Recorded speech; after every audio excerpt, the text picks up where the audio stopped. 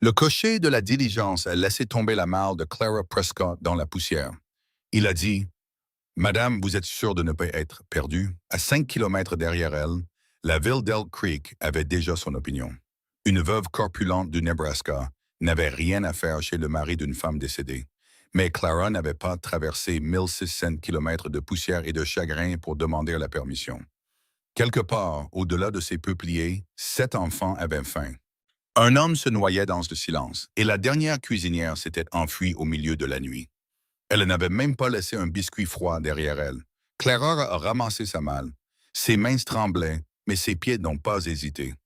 Merci de suivre l'histoire de Clara aujourd'hui. Si son récit vous touche, abonnez-vous et restez avec moi jusqu'à la fin. Dites-moi de quelle ville vous venez dans les commentaires. Je veux voir jusqu'où cette histoire voyage à travers notre beau pays. Et maintenant, commençons. 5 kilomètres de l'ouest, suivez les peupliers. Le cocher faisait déjà demi-tour avec ses chevaux. Et madame? Oui? Le garçon, l'aîné. C'est à cause de lui que les 3 dernières femmes sont parties. Il a touché son chapeau. Bonne chance.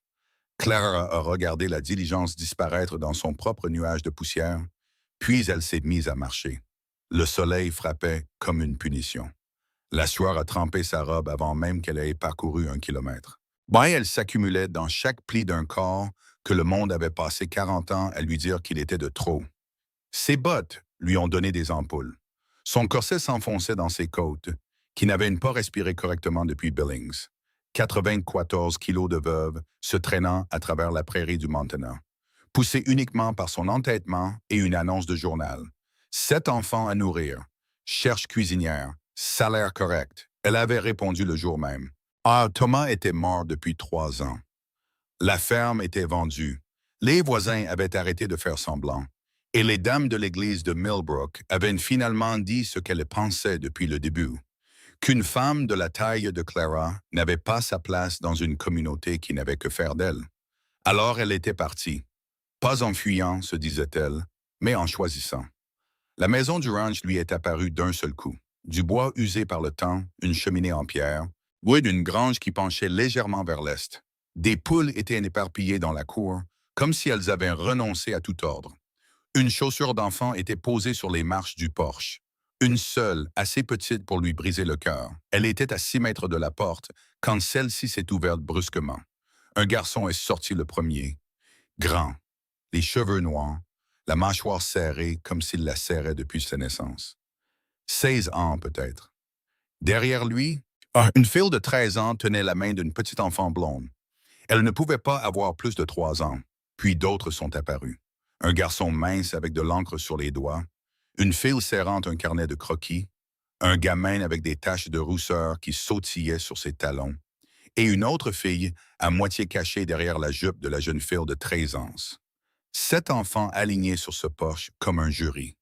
Le garçon le plus âgé l'a regardé de haut en bas, lentement. Comme les hommes, au vendeur de bétail regardent les animaux pour lesquels ils ont déjà décidé de ne pas enchérir. Papa, a-t-il appelé par-dessus son épaule. Elle est là, des bottes sur le bois. Un homme est sorti de l'encadrement de la porte. Grand, mince, le visage taillé par le temps et le chagrin. Ses yeux étaient gris et sans expression. Ils se sont posés sur Clara comme une pierre tombant dans une eau calme. Madame Prescott, Monsieur Calhoun, il l'a regardée. Elle l'a laissé faire. On l'avait regardé toute sa vie, par des médecins qui disaient « perdez du poids », par des voisins qui disaient « la pauvre », par des inconnus qui ne disaient rien mais pensaient tout. Elle savait comment se tenir face à un regard sans broncher. « Longue marche depuis le carrefour », a-t-il dit. « J'ai réussi. Le cocher ne vous a pas proposé de vous rapprocher, il m'a proposé de me ramener à Billings. J'ai refusé. Quelque chose a changé dans ses yeux. Pas de la chaleur, pas encore, mais la plus fine des fissures dans la pierre. Will va chercher sa malle sur la route. Je ne suis pas son porteur, a dit le garçon. Aujourd'hui, si. Bouge. La mâchoire de Will s'est contractée jusqu'à ce que les muscles tressautent, mais il y est allé. Les autres enfants sont restés figés sur le porche, à la regarder fixement. Entrez. Silas a tenu la porte. La cuisine est au fond. Clara a monté les marches du porche. La petite blonde de 3 ans, qui devait être Louisa, y s'est attendu la main en passant. Elle a touché le tissu de la jupe de Clara. Juste un contact, doux comme un papillon de nuit qui se pose. Clara s'est arrêtée, a baissé les yeux. Bonjour, ma chérie. Louisa a retiré sa main vivement, comme si elle s'était brûlée. La petite de 5 ans à côté d'elle, Abigail, a deviné Clara, a tiré sa sœur derrière ses jambes. Elle ne parle pas aux inconnus, a dit Abigail, et on ne doit pas s'attacher. La poitrine de Clara s'est fendue en deux. Eh bien, dit-elle en gardant une voix stable, je ne suis pas une inconnue. Je suis votre cuisinière. Et vous pouvez vous attacher à mon pain de maïs, s'il n'y a rien d'autre. Le garçon aux taches de rousseur, Tommy, ça devait être Tommy, a laissé échapper un petit rire. Puis il a mis sa main sur sa bouche quand sa sœur aînée lui a lancé un regard noir. À l'intérieur, la maison était propre comme une blessure est propre. Gratté à vif, tout le superflu avait été enlevé. Pas de fleurs, pas de rideaux colorés. Le châle d'une femme était encore accroché à une chaise près de la cheminée, intact. Il prenait la poussière que personne n'osait l'essuyer. Silas l'a conduite à la cuisine sans ralentir. Poêle, pompe, garde-manger, poule, jardin, cave à légumes. Petit déjeuner à 6 heures, déjeuner à midi, souper à 7 heures. Il a récité cela comme un homme lisant les termes d'une reddition. Les enfants mangent ce qui est servi, a-t-il dit. Pas de plainte. Et si la nourriture mérite qu'on s'en plaigne? Il s'est retourné. Pendant une demi-seconde, quelque chose de presque humain a traversé son visage. Puis ça a disparu. Martha, ma femme, elle gardait un livre de recettes dans le garde-manger. Sur l'étagère du haut, les enfants ont leur plat préféré. Il s'est dirigé vers la porte. Vous vous débrouillerez, Monsieur Calhoun. Il s'est arrêté mais ne s'est pas retourné. J'aimerais que vous me disiez leur nom. Tous, avec quelque chose de vrai sur chacun d'eux. Silence. Ses épaules se sont soulevées et abaissées avec une respiration qui lui a coûté quelque chose. Will a 6 ans. Il est en colère. Il a le droit de l'être. Une autre respiration. Joséphine a 13 ans. Elle a arrêté de parler pendant 6 mois après le décès de sa mère. Elle parle à nouveau, mais elle fait attention. Il a agrippé le cadre de la porte. Henry a 11 ans. Il lit plus de livres que n'importe quel enfant que j'ai connu. Il n'est pas fait pour le ranch. Et je ne sais pas quoi faire de ça. Clara a attendu. Il n'avait pas fini. Ruth a 9 ans. Elle dessine. Elle ne montre à personne ce qu'elle dessine, mais elle dessine tout le temps. Tommy a 7 ans et elle est née sans une once de bon sens, mais il a un bon cœur. Abigail a 5 ans. Elle se souvient de sa mère. Elle se souvient de trop de choses peut-être. Sa voix est devenue graveleuse. Et Louisa, elle avait 1 an quand Martha est morte. Elle ne se souvient de rien. Bon, elle ne sait même pas ce qu'elle a perdu. Il est sorti sans regarder en arrière. Clara est restée seule dans cette cuisine, entourée par la vaisselle d'une femme morte et le chagrin d'un homme vivant. Elle a posé ses 2 mains à plat sur la table de travail jusqu'à ce que ses bras arrêtent de trembler. Puis elle a mis le tablier accroché au crochet. Il était trop petit. Fait pour une femme qui avait été mince et délicate, tout ce que Clara n'était pas. Elle l'a noué quand même. Les ficelles arrivant à peine à se rejoindre et s'est mise au travail. À 6h30, elle avait des haricots qui mijotaient avec du lard salé, du pain de maïs au four, des tomates en tranches avec du vinaigre, et une cafetière de café assez fort pour réveiller les morts. Elle a mis la table pour 9 personnes, 8 Calhoun et une Prescott. Et elle a vérifié le pain de maïs 2 fois. À 7 heures, ils sont descendus. Will, le premier, toujours hostile, prenant sa place comme s'il revendiquait un territoire. Joséphine avec Louisa sur la hanche et Abigail à sa suite. Henry portait un livre qu'il a glissé sous sa chaise. Ruth avec son carnet de croquis. Tommy s'est glissé sur sa chaise si vite qu'il a failli la renverser. Silas est arrivé en dernier, chapeau bas, cheveux repoussés en arrière. Il a pris le bout de la table avec la lourdeur d'un homme qui préférerait être n'importe où ailleurs. Clara a servi, sans cérémonie, sans chichi. Juste des assiettes remplies et passées. Nous sommes reconnaissants pour ce repas, a dit Silas, les yeux fermés. C'est tout. Amen, ils ont mangé. Le silence pesait sur la table comme le mauvais temps. Tommy s'agitait, Louisa écrasait les haricots avec son poing. Abigail regardait Clara sans ciller, suivant chaque mouvement de ses mains, de ses bras, de son visage. « Vous êtes vraiment grande, » a dit Tommy soudainement. « Thomas !» La voix de Joséphine était sèche. « Quoi? C'est vrai. Je dis juste. » Il a raison. Clara a coupé son pain de maïs. Je suis grande. J'ai été grande toute ma vie. Ma mère était grande. Sa mère était grande. C'est comme ça que les femmes Prescott sont bâties. Tommy a penché la tête. Ça vous dérange? Tommy, taise-toi, a lancé Will. C'est une question juste. Clara a regardé le garçon. Ça me dérangeait beaucoup avant. J'ai passé de nombreuses années à souhaiter être plus petite. Puis j'ai épousé un homme qui m'a dit que j'avais exactement la bonne taille. Et j'ai arrêté de souhaiter. Où est-il maintenant? La voix de Will était tranchante, délibérée, enterrée au Nebraska. Effondrement d'une mine. Il y a 3 ans, la table est devenue silencieuse d'une manière différente. Pas un silence hostile, quelque chose de plus brut. Je suis désolé, a dit Henry doucement. Les premiers mots qu'il avait prononcés de la soirée. Ça a dû être terrible. Ça l'a été. Clara a croisé le regard du garçon. Le pire jour de ma vie. Mais je suis toujours là. Ouais, ça compte pour quelque chose. Le crayon de Ruth bougeait rapidement sur son carnet de croquis sous la table. Clara a entreaperçu quelque chose, une femme ronde debout devant un poêle, de la vapeur s'élevant autour d'elle. Abigail a posé sa fourchette. Madame Prescott? Oui, ma chérie? Vous pouvez faire des biscuits? La chaise de Will a raclé le sol. Ne commence pas, Abby. Je veux juste savoir si elle peut faire. J'ai dit non.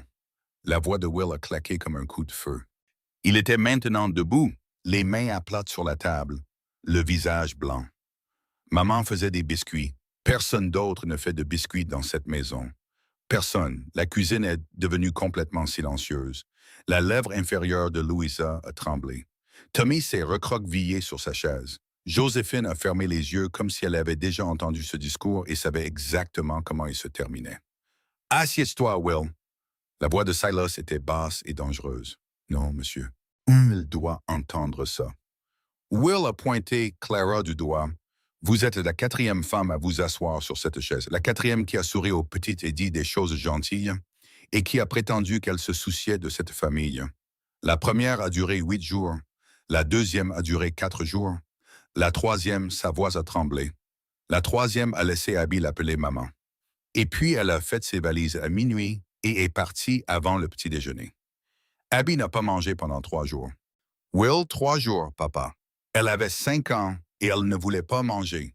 Parce qu'elle pensait que si elle était assez sage, la dame reviendrait. Des larmes perlaient dans ses yeux, furieuses et non versées. Alors vous me pardonnerez si je ne veux pas que la nouvelle cuisinière fasse des promesses avec des biscuits. Il est sorti. La porte arrière a claqué. Les vitres ont tremblé aux fenêtres. Personne n'a bougé. Puis Abigail s'est mise à pleurer, silencieusement, avec habitude. Le genre de pleurs qu'un enfant apprend quand on lui a enseigné que le bruit n'apporte pas de réconfort. Clara a repoussé sa chaise. Elle n'a pas poursuivi Will. Au lieu de cela, elle a contourné la table jusqu'à la chaise d'Abigail. Elle s'est agenouillée, ses genoux craquants, sa mauvaise hanche protestant, et a ouvert les bras. Abigail l'a regardée à travers ses larmes. « Je ne dois pas m'attacher. Je sais, ma chérie. Will dit que les gens partent toujours. Certaines personnes, oui. Est-ce que vous allez partir? » Clara a pris les petites mains de l'enfant dans les siennes. « Je vais te dire quelque chose de vrai, Abigail. Je ne peux pas promettre que je serai là pour toujours. Personne ne peut le promettre. Ton frère a raison sur ce point. Mais je peux te promettre ceci. Je ne partirai pas en douce à minuit. Je ne disparaîtrai pas sans dire au revoir. Et tant que je serai dans cette maison, je te nourrirai et je prendrai soin de toi. Et je ne te laisserai jamais avoir faim, ni de nourriture, ni de quoi que ce soit d'autre. » Abigail l'a dévisagé, cherchant le mensonge. Puis elle s'est penchée en avant et a pressé son visage contre l'épaule de Clara, contre sa chaleur large et douce, et s'est accrochée. Louisa a glissé des genoux de Joséphine, a contourné la table sur des jambes instables. Elle s'est écrasée contre le flanc de Clara et a agrippé sa robe à 2 poings. « Chaud », a dit Louisa, son premier mot de la soirée. « Chaud comme une couverture. » Clara les a rassemblés toutes les deux, ses petits oiseaux brisés. Elle les a serrés contre un corps que le monde qualifiait de trop. À cet instant, pour ses 2 enfants, elle était exactement ce qu'il fallait. Tommy est apparu à son coude. Il n'a rien dit, s'est juste appuyé contre son bras. Ruth continuait de dessiner. Son crayon ne s'arrêtait jamais. Henry regardait depuis sa chaise, son livre oublié, ses yeux pleins de quelque chose de complexe et de prudent. Joséphine se tenait à l'évier, agrippant le bord à deux mains. Son dos était rigide, ses épaules tremblaient. 13 ans et se battant si fort pour n'avoir besoin de personne que l'effort la déchirait. Au bout de la table, Salah s'était assis, parfaitement immobile. Ses mains étaient enroulées autour de sa tasse de café si fort que ses jointures étaient devenues blanches. Ses yeux étaient fixés sur Clara, sur cette femme qu'il avait engagée pour cuisiner, rien de plus. Massa le tenait de ses enfants ensemble avec rien d'autre que ses bras et sa voix, et le fait têtu et immuable de sa présence. Il s'est levé et sorti par la porte d'entrée sans dire un mot. Clara a entendu ses bottes sur le porche, puis le silence. Puis, si faiblement qu'elle aurait pu l'imaginer, le son d'un homme pressant son poing contre la rampe du porche et respirant comme si respirer était une chose qu'il avait oublié de faire. Elle a fait monter les enfants, les a nourris, lavés, couchés, où cela a pris 1 heure et lui a coûté chaque once d'énergie qu'elle avait. Louisa ne voulait pas lâcher sa robe, alors Clara s'est assise sur le bord du lit et a chanté. De vieilles chansons, à moitié oubliées, celles que Thomas aimait, jusqu'à ce que la prise de l'enfant se relâche et que sa respiration devienne profonde et lente. Abigail était déjà endormie, blottie contre sa sœur, une main tendue même dans ses rêves. Clara s'est relevée doucement. Le plancher a gémi sous son poids. Elle est sortie dans le couloir et a failli percuter Will. Il était appuyé contre le mur, les bras croisés, les yeux rougis par la lumière de la lampe. « Vous avez fait pleurer Abby » a-t-il dit. « Non, la vérité a fait pleurer Abby. Il y a une différence. Vous vous croyez maligne. Je crois que je suis fatigué, Will, et je crois que vous l'êtes aussi. » Elle a croisé son regard. « Depuis combien de temps portez-vous cette famille? » « Ça ne vous regarde pas. » 2 ans, elle s'est approchée. 2 ans à cuisiner et à nettoyer et à s'assurer que les petites mangent, à raccommoder les vêtements et à rester éveillée la nuit en écoutant les cauchemars de Louisa. Sa mâchoire s'est serrée si fort qu'elle a pu entendre ses dents grincer. « Votre père m'a dit que vous dirigiez cette maison. Ça veut dire que vous n'avez pas eu 16 ans. Vous n'êtes pas allé à la pêche, ni lu un livre pour le plaisir. Vous n'avez rien fait qui ne soit pas pour garder vos frères et sœurs en vie. Ou quelqu'un devait le faire. Et vous l'avez fait. Et vous l'avez bien fait. Mais je suis là maintenant et je vous demande de me laisser porter une partie de ce poids. Pour que vous puissiez le laisser tomber quand les choses deviennent difficiles. Quand la ville commencera à parler. Madame Hargrove vient ici avec ces dames de l'église pour vous dire que vous n'êtes pas digne de... Il s'est arrêté. Le sang de Clara s'est glacé. Pas digne de quoi? Les yeux de Will se sont détournés. Rien. Will. Pas digne de quoi? Allait rester silencieux un long moment. Puis, à peine plus fort qu'un murmure, la dernière cuisinière, celle qui est partie à minuit. Elle n'est pas juste partie. Madame Hargrove et ses femmes sont venues ici la veille. Elles lui ont dit qu'elle était une honte, vivant sous le toit d'un veuf. Elles lui ont dit que la ville ne le tolérerait pas. Elles lui ont dit que si elle avait la moindre décence, elle partirait. Les mains de Clara se sont crispées en poings à ses côtés. Et celle d'avant? La même chose, des mots différents. La voix de Will était plate maintenant, vidée. Ils ne veulent pas que papa ait de l'aide. Ils le veulent désespéré. Madame Hargrove essaie de faire en sorte que papa épouse sa nièce depuis la mort de maman. Une fille simple, calme, assez jeune pour s'en sortir. Chaque femme que papa engage, Madame Hargrove la fait fuir. Et papa ne le sait pas. Il pense qu'elles ne peuvent tout simplement pas supporter le travail. Pourquoi ne le lui avez-vous pas dit? Parce qu'il tient à peine le coup tel quel. Les yeux de Will brillaient de larmes qu'il mourait avant de verser. S'il découvre que la ville a fait ça délibérément, il ira à Elk Creek et se fera tirer dessus ou emprisonner. Et alors nous n'aurons plus personne. Clara s'est appuyée contre le mur.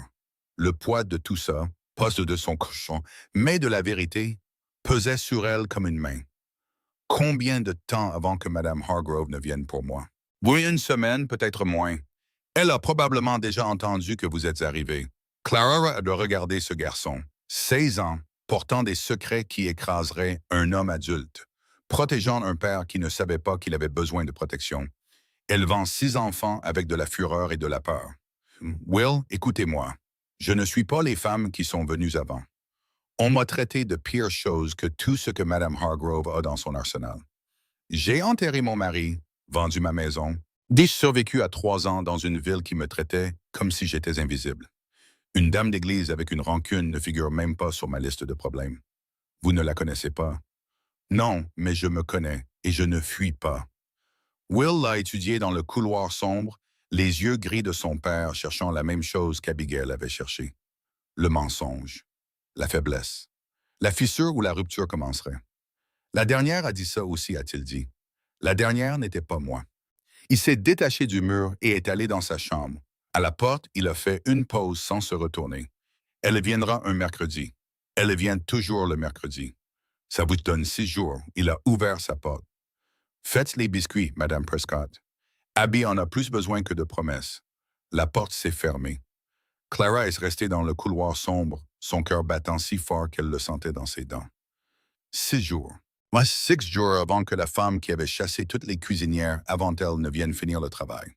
Elle est allée dans sa chambre, la salle de couture, lit étroit, miroir fissuré, chaise près de la fenêtre, la chambre de Martha Calhoun, autrefois, la maison de Martha Calhoun, les enfants de Martha Calhoun, le mari de Martha Calhoun. Tout cela hanté par une femme qui avait été tout ce que Clara n'était pas. Mince, belle, aimée, et morte. Clara s'est assise sur le lit. Le cadre a gémi. Elle a sorti la boîte de recettes de sa mère de la malle et l'a ouverte avec des mains tremblantes. Biscuits à la mélasse. Juste là, entre le pain d'épices et le beurre de pomme. L'écriture de sa mère, fanée mais lisible. 6 jours. Elle a refermé la boîte et s'est allongée sur le matelas étroit, fixant le plafond. À travers le mur, elle pouvait entendre Louisa murmurer dans son sommeil. Au bout du couloir, le grattement du crayon de Ruth dessinant toujours, même maintenant. En bas, les pas lourds des bottes de Silas vérifiant les serrures, remontant l'horloge, accomplissant les rituels d'un homme tenant le chaos à distance par la routine. La voix de Thomas l'a trouvé dans le noir, comme toujours. Clara Jane, tu es la femme la plus forte que j'ai jamais rencontrée. J'espère, a-t-elle chuchoté en retour, parce que la force pourrait ne pas suffire cette fois. Mais elle ferait les biscuits demain. Elle ferait le petit déjeuner, laverait la vaisselle, désherberait le jardin et tiendrait dans ses bras tout enfant qui en aurait besoin. Elle le ferait le lendemain et le jour d'après. Et chaque jour jusqu'à ce que Madame Hargrove se présente pour sa visite du mercredi. Avec ses yeux froids, ses mots acérés et ses plans pour détruire la seule bonne chose que Clara avait trouvée depuis la mort de Thomas. Et quand ce jour viendrait, Clara Prescott se tiendrait dans cette cuisine, avec de la farine sur les mains et 7 enfants derrière elle. Et tout le poids immuable d'une femme qui avait enfin cessé de s'excuser pour l'espace qu'elle occupait dans ce monde. Qu'ils viennent. Clara a fait les biscuits à 4 heures du matin. Elle ne pouvait pas dormir de toute façon. Le lit étroit se battait contre son corps comme une chose vivante. Les ressorts lui piquant la hanche et l'épaule, le cadre grinçant à chaque respiration. Alors elle a renoncé au repos et est descendue dans la cuisine dans le noir. Elle a allumé le poêle au toucher et a sorti la boîte de recettes de sa mère. Mélasse, gingembre, cannelle, une pincée de clous de girofle, du beurre qu'elle avait trouvé dans la cave froide, du sucre brun du garde-manger, de la farine qu'elle a tamisée 2 fois parce que sa mère disait toujours qu'une seule fois, c'était paresseux. Elle travaillait à la lueur de la lampe, ses mains se mouvant machinalement, comme le font les mains quand elles ont fait quelque chose 1000 fois. Une mémoire musculaire plus vieille que le chagrin, plus vieille que la perte, plus vieille que chaque mot cruel qu'elle avait jamais avalé. La cuisine s'est remplie de chaleur et d'épices, le genre d'odeur qui se glisse sous les portes, monte les escaliers et entre dans les rêves des enfants endormis. Tommy a été le premier à descendre. Il est apparu dans l'embrasure de la porte en chemise de nuit, les cheveux en bataille, le nez frémissant comme un lapin. Je sens quelque chose. Oh, tu sens des biscuits. Il est 5 heures du matin. Les biscuits se moquent de l'heure qu'il est. Clara a glissé une nouvelle fournée sur la grille de refroidissement. Tu en veux un?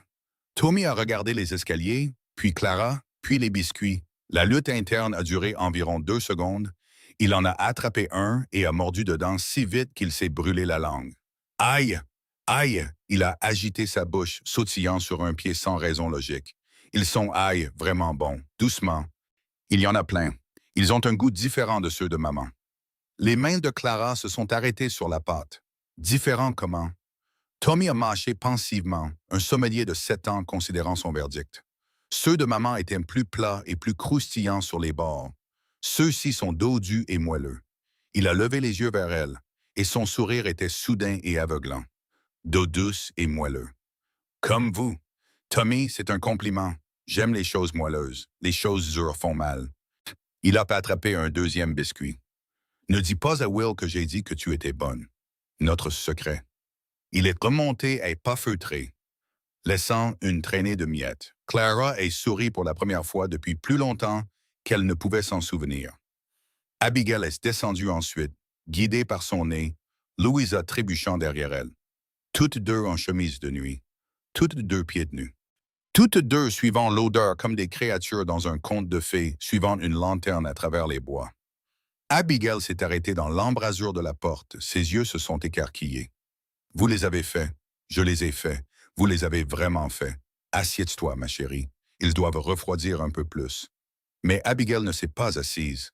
Elle a marché droit vers Clara, a enroulé ses bras autour de la taille de Clara, ou aussi loin qu'il pouvait aller.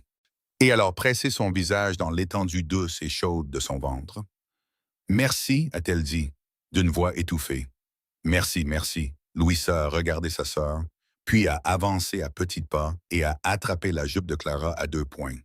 Moi aussi, a-t-elle dit, moi aussi chaud. Clara a regardé ses deux petites filles s'accrocher à elle à la lueur de la lampe, et quelque chose s'est ouvert en elle qui était scellé depuis la mort de Thomas. Pas du chagrin cette fois. Oh, quelque chose de terrifiant et de nouveau, quelque chose qui ressemblait au début de l'amour. D'accord, a-t-elle réussi à dire, la voix épaisse. Des biscuits, puis le petit déjeuner, et ensuite nous avons une journée de travail devant nous. Au moment où le reste de la famille est descendu, la cuisine sentait Noël, et Clara avait préparé un petit déjeuner complet. Biscuits, bacon, œufs brouillés avec les derniers oignons du jardin, du café pour Silas, du lait pour les enfants, et une assiette de biscuits à la mélasse refroidissant sur le comptoir comme un défi. Joséphine est entrée la première, s'est arrêtée net et a fixé les biscuits. Qui a dit que vous pouviez utiliser la recette de maman? Clara a croisé le regard de la jeune fille. Personne, j'ai utilisé la mienne. La vôtre? Celle de ma mère. De l'Ohio. Recettes différentes, femmes différentes. Même biscuits. Clara a versé du café dans la tasse de Silas. Goûtez-en un. Si vous n'aimez pas, je n'en referai plus. Joséphine est restée figée pendant 5 longues secondes. Puis, elle a pris un biscuit et mordu dedans et a mâché lentement. Ses yeux se sont fermés. Quand elle les a rouverts, ils étaient humides. « C'est bon », a-t-elle chuchoté. « C'est vraiment bon, et je déteste que ce soit bon. Je sais, c'est ma chérie. Ne m'appelez pas ma chérie. » Mais elle a pris un deuxième biscuit. Henry est apparu avec un livre, s'est assis, a ouvert le livre, a pris un biscuit sans regarder et l'a mangé en lisant. Le ratio de gingembre par rapport à la mélasse est différent de la recette standard du livre de cuisine de Madame Beaton, a-t-il dit sans lever les yeux. Vous avez augmenté le gingembre d'environ 1/3. Clara l'a dévisagé. Vous avez lu le livre de cuisine de Madame Beaton? J'ai tout lu dans cette maison. 2 fois. Il a tourné une page, y compris le manuel vétérinaire de papa et le catalogue de semences de 1881. Le biscuit est supérieur à la version de Madame Beaton. Ruth s'est glissée comme une ombre. Elle a pris un biscuit, s'est retirée dans un coin et a ouvert son carnet de croquis. Clara a entreaperçu la page, le dessin de la nuit dernière. La femme ronde au poil, mais maintenant il y avait de petites silhouettes autour d'elle. Des enfants, 7 d'entre eux, et de la vapeur s'élevant du poil comme quelque chose de vivant. Will a été le dernier. Il s'est tenu dans l'embrasure de la porte, a vu les biscuits, et son visage a traversé 6 émotions en 2 secondes. Choc, colère, chagrin, désir, fureur contre le désir, et enfin une sorte de résignation épuisée. « Je vous ai dit de les faire, a-t-il dit platement. Vous l'avez fait. Il en a pris un, a mordu dedans, a mâché, a avalé, a reposé le reste du biscuit sur la table. Ce ne sont pas ceux de maman. Non, ils sont bons, cependant. Différents. Il s'est assis lourdement, comme si ses jambes l'avaient lâché. J'attends toujours que les choses arrêtent d'être différentes. Mais elles ne font que devenir de plus en plus différentes, n'est-ce pas? Clara a posé un verre de lait devant lui. Différent ne veut pas se dire pire, Will. Ça ne veut pas se dire mieux non plus. Non, a-t-elle convenu. Ça veut juste dire que tu as survécu à quelque chose et que le monde a continué. Silas est entré de la grange et la table est devenue silencieuse. Il a regardé les biscuits, a regardé Clara. Quelque chose a bougé derrière ses yeux, comme un changement de temps. Mais tout ce qu'il a dit, c'est « ça sent bon ici, ils ont mangé ». Pour la première fois, le silence à table n'était pas hostile. Il était prudent, hésitant, comme le silence de personnes découvrant une nouvelle langue. Après le petit déjeuner, Clara s'est mise au travail. Elle a lavé, elle a frotté, elle a transporté de l'eau et essoré des draps et les a étendus sur la corde à linge. Elle a désherbé le jardin avec Abigail comme son ombre. Louisa se promenait à petits pas dans les rangs de haricots, arrachant tout ce qu'elle pouvait atteindre. C'était surtout des mauvaises herbes, mais parfois quelque chose de précieux. Lou, c'est une carotte, à moi. Oui, c'est ta carotte, mais elle doit rester en terre un peu plus longtemps, à moi maintenant. Clara a cédé la carotte. Joséphine regardait depuis la fenêtre de la cuisine, faisant semblant de ne pas regarder. 2 fois, Clara l'a surprise en train de se diriger vers la porte, puis de s'arrêter, de reculer. Une fille en guerre avec son propre besoin, voulant se joindre, mais terrifiée par ce que cela pourrait signifier. La 3e fois, Clara a appelé « Josie, j'ai besoin d'aide avec les tomates. Elles sont plus grandes que moi. » Et ce n'est pas peu dire. Joséphine a hésité. Puis elle est sortie, a pris le panier que Clara lui offrait et a commencé à cueillir sans un mot. Mais elles ont travaillé côte à côte dans la chaleur et après 10 minutes de silence, Joséphine a parlé sans regarder Clara. « Je sais ce que Will vous a dit hier soir. » Les mains de Clara se sont immobilisées sur la vigne, à propos de Madame Hargrove, à propos des autres cuisinières. Joséphine a cueilli une tomate et l'a posée dans le panier avec une précision soignée. Il n'aurait pas dû vous le dire. Ça ne fera que vous faire partir plus vite. Pourquoi cela me ferait-il partir plus vite? Parce que maintenant, vous savez ce qui vous attend. La chose intelligente à faire est de partir avant que ça ne devienne moche.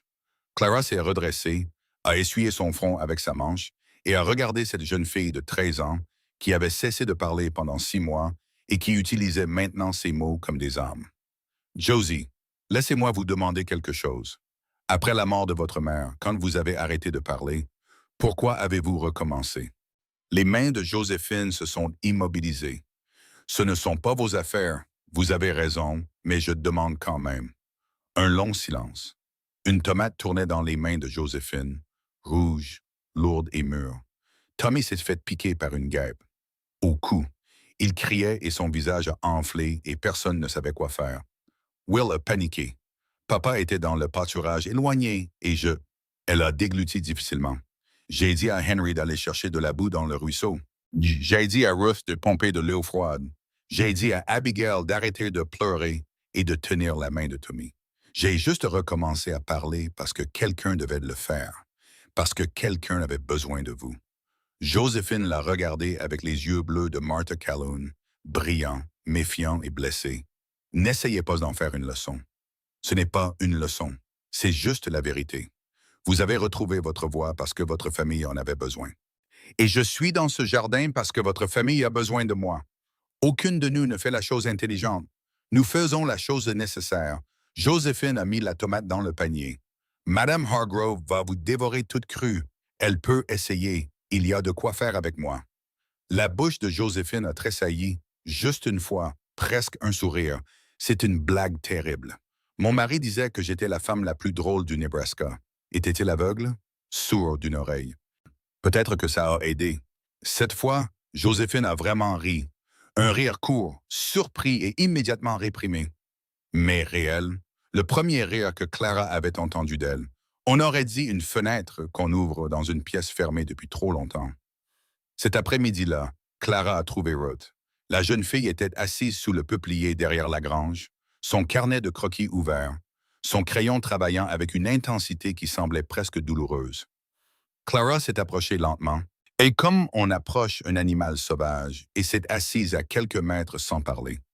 Le crayon de Ruth s'est arrêté. « Je ne regarderai pas si tu ne veux pas, » a dit Clara. « J'avais juste besoin de m'asseoir. Ses vieux genoux ne sont plus ce qu'ils étaient. » Ruth n'a pas parlé, mais elle n'est pas partie non plus. Elles sont restées assises en silence pendant un moment. Un bon silence. Le genre où 2 personnes acceptent d'exister dans le même espace sans exigence. Puis Roth a arraché une page de son carnet de croquis et l'a fait glisser sur l'herbe. Clara l'a ramassé. Son souffle s'est coupé. C'était un dessin de la table de la cuisine, 8 silhouettes assises autour. Le père au bout, grand et rigide, les enfants disposés par taille. Et à l'autre bout, une grande femme avec les mains tendues. Et sur ses paumes, pas de la nourriture, pas de la vaisselle, mais de minuscules cercles lumineux, comme si elle offrait des poignées de lumière. Ruth, la voix de Clara est sortie rauque. C'est magnifique. Magnifique. Ruth a serré le carnet de croquis contre sa poitrine et a fixé le sol. Je peux le garder? Un petit hochement de tête. Merci. Clara a plié le dessin avec soin et l'a glissé dans la poche de son tablier, à côté de l'endroit où elle gardait toutes les choses qui comptaient trop pour les mots. Henry l'a trouvé dans sa cuisine ce soir-là, après que les autres se soient dispersés. Il est entré avec son livre et s'est assis à la table, ne lisant pas, juste assis, ce qui était assez inhabituel pour que Clara y prête attention. Madame Prescott, Henry, je réfléchissais à quelque chose. Allez-y. La durée moyenne d'emploi du personnel domestique dans les foyers de la frontière est d'environ 4 à 6 mois. Dans les foyers avec plus de 4 enfants, elle tombe à 2 mois. Dans les foyers où le conjoint précédent est décédé, elle baisse encore. Il a fait une pause. Ah, j'ai suivi les données. Vous avez suivi les données sur les cuisinières qui partent, sur tout le monde qui part. Les cuisinières, les employés du ranch, les voisins qui ont dit qu'ils aideraient. Il a ouvert son livre et Clara a vu que ce n'était pas du tout un roman. C'était un registre, des colonnes de noms et de dates, d'arrivée et de départ. Un enregistrement méticuleux de l'abandon. Madame Foster, 8 jours. Mademoiselle Crane, 4 jours. Madame Whitley, 22 jours. C'est le record. Clara s'est assise en face de lui. Depuis quand tenez-vous ce registre? Depuis la mort de maman, 743 jours. Il a levé les yeux vers elle avec des yeux trop vieux pour un enfant de 11 ans. Tout le monde part, Madame Prescott. Ce n'est pas une théorie, ce sont des données. Henry, fermez ce livre, mais fermez-le. Clara a attendu qu'il le fasse. Maintenant, posez-moi la question que vous voulez vraiment poser. Son calme scientifique et prudent s'est fissuré. Wow, juste un peu. Juste assez pour que le garçon effrayé en dessous se montre.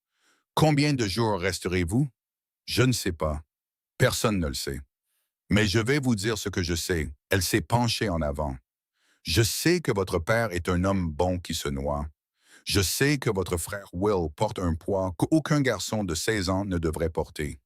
Je sais que votre sœur Josie a perdu sa voix pendant 6 mois et vient de la retrouver. Et je ne saurais pas la raison pour laquelle elle la perdra à nouveau. Je sais que Ruth parle en dessin, et Tommy en chaos, et Abby en peur, et Lou ne parle presque pas. Et je sais que chacun d'entre vous mérite quelqu'un qui reste. Mériter et obtenir sont des choses différentes. Vous êtes trop intelligent pour votre propre bien, Henry. C'est ce que dit papa, généralement avant de me dire d'aller réparer une clôture. Clara a ri, un vrai rire, du ventre, le genre qui, selon Thomas, oui, pouvait faire trembler les murs d'une maison. Henry l'a regardé, surpris par la taille et la chaleur du son. « Voici ce que je veux que vous fassiez, » a dit Clara. « Gardez votre livre, gardez vos données, mais ajoutez une nouvelle colonne. Au lieu de simplement noter quand les gens partent, notez ce qui se passe pendant qu'ils sont là. Les repas, les conversations, les jours où les choses se sont un peu améliorées. Parce que partir n'est pas la seule chose qui vaille la peine d'être mesurée. » Henry a considéré cela avec le sérieux d'un juge de la Cour suprême. Puis il a ouvert son registre, a pris son crayon et a écrit quelque chose. Il l'a tourné pour que Clara puisse voir. Jour 2. Madame Prescott. Biscuits à la mélasse. Abigail en a mangé 3. Louisa a dit « chaud ». L'évaluation d'Henry. Prometteur. Les yeux de Clara ont brûlé. Prometteur. Je prends. Les jours ont pris un rythme après ça. Clara se levait avant l'aube, cuisinait, nettoyait, jardinait, raccommodait, lavait. Elle nourrissait des poules qui avaient plus de caractère que n'importe quelle créature de leur taille ne le méritait. Elle tenait Louisa dans ses bras quand elle pleurait sans raison. Et pour toutes les raisons. Elle répondait aux questions de Tommy, qui allait du raisonnable au complètement fou. Elle s'asseyait sous le peuplier avec Ruth en silence confortable. Elle échangeait des livres avec Henry. Elle travaillait aux côtés de Joséphine, qui refusait toujours de l'appeler autrement que Madame Prescott. mais qui avait cessé de sursauter quand Clara entrait dans une pièce. Et chaque soir, après que les enfants se soient endormis, elle se retrouvait dans la cuisine avec Silas. Ça a commencé par accident. La première nuit, il est entré pour de l'eau et l'a trouvé en train de frotter le poêle. La deuxième nuit, il a apporté un harnais qui avait besoin d'être réparé et s'est assis à la table pendant qu'elle faisait la vaisselle. La quatrième nuit, c'était une habitude. Ils s'asseyaient, elle travaillait, et le silence entre eux s'amincissait progressivement, comme la glace sur un ruisseau au printemps, jusqu'à ce que des mots commencent à passer. Martha chantait en cuisinant, a-t-il dit un soir, sans raison apparente. Que chantait-elle? Des hymnes, surtout, et cette chanson sur une fille du comté de Clare. Elle avait une voix comme « Il s'est arrêté, a secoué la tête. Je ne sais pas pourquoi je vous dis ça. Parce que quelqu'un devrait l'entendre, a dit Clara en séchant une assiette. Les souvenirs ont besoin d'air, Monsieur Calhoun. Si vous les gardez trop enfermés, ils pourraissent. Il est resté silencieux un long moment après ça. Puis, si doucement qu'elle a failli le manquer. Silas, quoi? Mon nom, c'est Silas. Si vous allez vivre dans ma maison, cuisiner pour mes enfants, être assise dans ma cuisine à 10 heures du soir, vous pourriez aussi bien m'appeler par mon nom. Clara a posé l'assiette. D'accord, Silas. Le son de son nom dans sa voix a fait quelque chose à l'air entre eux. Il est devenu plus lourd et plus léger en même temps, comme le moment avant un orage d'été où le monde entier retient son souffle. Clara, a-t-il dit, en testant le nom, puis de nouveau, plus doucement. Clara, c'est moi. Je veux que vous sachiez, il a posé le harnais, ce que vous avez fait cette semaine. Les biscuits. La façon dont vous êtes avec les enfants. La façon dont vous avez géré Will. Martha aurait, sa voix s'est brisée. Martha aurait été reconnaissante. Je ne le fais pas pour Martha, je sais. Ses yeux gris ont tenu les siens. Et pour la première fois depuis son arrivée, elle a vu quelque chose en eux, en plus du vide. Une étincelle, faible et fragile.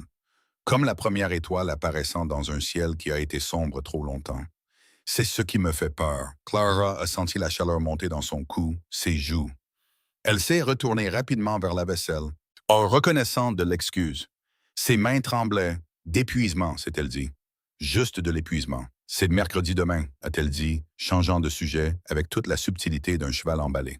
Mercredi? Il avait l'air confus. Rien, je fais juste des plans pour la semaine. Silas l'a observé un instant de plus, puis a ramassé son harnais et s'est levé. Bonne nuit, Clara. Bonne nuit, Silas. Il est parti. Elle laisse rester à l'évier, les mains dans l'eau refroidie, le cœur battant contre des côtes qui n'avaient jamais semblé si serrées. Mercredi. Madame Hargrove venait mercredi.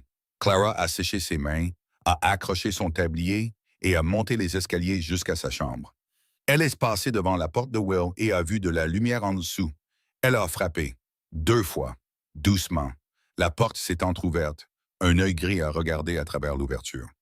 C'est mercredi demain, a dit Clara. Je sais. Y a-t-il autre chose que je devrais savoir sur cette femme? Ben Will a ouvert la porte plus grand. Il avait l'air épuisé, des cernes sous les yeux sombres comme des bleus. Elle amènera 2 autres femmes, Madame Davenport et Madame Glass. Elles viennent toujours par 3, comme si ça rendait la cruauté officielle. Que disent-elles? Ça dépend de la femme. À Mademoiselle Crane, elles ont dit qu'elle était trop jeune et que c'était indécent. À Madame Whitley, elles ont dit que les enfants ne la respectaient pas et qu'elle perdait son temps. À Madame Foster, elle a fait une pause. Elles ont dit à Madame Foster que le fantôme de maman ne reposerait pas en paix tant qu'une étrangère dormirait dans sa maison. Mon Dieu! Elles trouveront votre faiblesse et elles appuieront dessus jusqu'à ce que vous craquiez. C'est ce qu'elles font. Clara s'est appuyée contre le cadre de la porte. Et quelle est ma faiblesse, selon vous, Weevil? Il l'a regardée, pas avec hostilité cette fois, mais avec l'honnêteté brutale d'un garçon qui avait cessé de croire en la douceur. Elles s'en prendront à votre taille. Elles diront que papa est désespéré s'il engage une femme qui vous ressemble. Elles diront que les enfants méritent mieux. Elles diront des choses sur vous qui vous donneront envie de ramper sous le plancher et de disparaître. Sa voix était à peine plus forte qu'un murmure. Et le pire, c'est qu'une partie de cela semblera vraie. Parce que c'est comme ça qu'elle fonctionne. Elle mélange juste assez de vérité dans le poison pour vous le faire avaler. La poitrine de Clara lui faisait mal, Pas à cause des mots, elle avait entendu pire, survécu à pire, mais à cause du fait que ce garçon savait exactement comment la cruauté fonctionnait, qu'il l'avait vu à l'œuvre encore, et avait été impuissant à l'arrêter. Will, regardez-moi. Il l'a fait. J'ai été grosse toute ma vie. On m'a traité de tous les noms que vous pouvez imaginer et de quelques-uns que vous ne pouvez pas. On m'a ignoré, regardé de travers, on s'est moqué de moi. On m'a prise en pitié. Et on m'a dit en face que j'étais trop femme pour qu'un homme décent veuille de moi. Et je suis toujours debout. Je suis toujours là. J'ai survécu à un effondrement de mine qui a tué mon mari, à une ville qui a oublié que j'existais, et à un voyage de 1600 kilomètres avec une malle pleine de recettes et un corps qui n'abandonne pas. Elle a posé sa main sur son épaule. Il ne s'est pas retiré. Madame Hargrove peut amener ses amis. Elle peut amener toute la ville. Elle peut dire ce qu'elle veut sur ma taille, ma valeur, ma place dans cette maison. Mais je ne suis pas les femmes qui sont venues avant moi. Et je ne vais pas abandonner ces enfants parce qu'une dame d'église pense que je suis trop grosse pour être utile. Will l'a dévisagé. Sa mâchoire a travaillé. Ses yeux sont devenus brillants et il a cligné des yeux, fort. Une fois, deux fois. Vous pourriez vraiment le penser, a-t-il dit. Je le pense vraiment. Alors je suppose que nous le saurons demain. Il est retourné dans sa chambre. Dormez un peu, Madame Prescott. Vous en aurez besoin. La porte s'est fermée. Clara est restée dans le couloir, écoutant la maison respirer autour d'elle. 7 enfants endormis. Un homme en bas vérifiant les serrures. Et quelque part en ville, une femme aiguisant sa langue pour une visite destinée à briser Clara comme elle avait brisé toutes les femmes avant elle. Elle est allée dans sa chambre, s'est assise sur le lit grinçant, a retiré l'alliance de Thomas de la chaîne autour de son cou et l'a serré fort dans son poing. « Je les ai trouvés, Thomas, a-t-elle chuchoté. J'ai trouvé ceux qui ont besoin de moi. Elle a remis l'alliance contre son cœur, s'est allongée dans l'obscurité et a attendu mercredi. Mercredi est arrivé avec le bruit des roues de chariot à 10h30. Clara était jusqu'au coude dans la pâte à pain quand elle l'a entendu. Ses mains se sont immobilisées. Par la fenêtre de la cuisine, où elle pouvait voir la route, et dessus, un chariot noir tiré par une paire de chevaux gris assortis, conduit par une femme assise si droite qu'on aurait dit qu'elle avait été affamée, amidonnée et clouée au siège. 2 autres femmes l'encadraient, 3 d'affilée, comme Will l'avait dit. Clara a essuyé ses mains sur son tablier. Son cœur battait la chamade, mais ses mains étaient stables. Elle avait passé 40 ans à entraîner ses mains à être stables quand le reste d'elle voulait trembler. Abby. L'enfant a levé les yeux de la table où elle étalait de la pâte à biscuits avec plus d'enthousiasme que d'habileté. « Oui, madame? Emmène Louisa à l'étage. Trouve tes frères et sœurs. Restez là jusqu'à ce que je vienne vous chercher. » « Pourquoi? »« Parce que je te le demande, ma chérie. Allez maintenant. » Abigail a lu quelque chose sur le visage de Clara. Elle a attrapé la main de Louisa et est partie sans un mot de plus. Clara a dénoué son tablier, l'a renoué, a redressé ses épaules, s'est dirigée vers la porte d'entrée et l'a ouverte juste au moment où 3 femmes descendaient du chariot comme des juges descendant d'un banc. La plus grande est venue la première. Cheveux gris fer tirés en arrière, bouche fine comme une blessure au couteau. Des yeux qui pouvaient geler l'eau à 50 pas. Elle portait une robe qui coûtait probablement plus que ce que Clara avait gagné en un an. Et elle se déplaçait avec le genre d'autorité qui vient d'une vie entière à ne jamais s'entendre dire non. Madame Prescott, pas une question, pas une salutation, un verdict. Vous devez être Madame Hargrove. Quelque chose a vacillé sur le visage de la femme, de la surprise rapidement dissimulée. Vous connaissez mon nom. Votre réputation vous précède. Les 2 femmes derrière elle ont échangé des regards. La plus petite, potelée et nerveuse, Madame Davenport, a deviné Clara et serrait son sac à main comme un bouclier. L'autre, mince et aux traits acérés, devait être Madame Glass. Elle regardait Clara avec les yeux brillants et avides de quelqu'un qui était venu voir du sang. « Nous sommes venus vous souhaiter la bienvenue dans la communauté », a dit Madame Hargrove. Les mots étaient usés par la répétition, un script qu'elle avait livré 3 fois auparavant. Et pour discuter de, disons, l'arrangement ici au Ranch Calhoun. « C'est gentil de votre part. Voulez-vous entrer? »« Ah, j'ai du café. Ce ne sera pas nécessaire. Cela ne prendra pas longtemps. Ça ne prend jamais longtemps, d'après ce que j'entends. » Clara est sortie sur le porche, mais n'a pas descendu les marches. L'avantage de la hauteur était faible, mais elle prenait ce qu'elle pouvait. Alors, par quelle partie commencez-vous? La partie où vous remettez en question ma moralité ou la partie où vous remettez en question mon aptitude pour le poste? La bouche de Madame Hargrove s'est resserrée. Derrière elle, Madame Glass a laissé échapper un petit souffle sec. Madame Davenport a serré son sac à main plus fort. Je vois que vous avez écouté les commérages. J'ai écouté les enfants.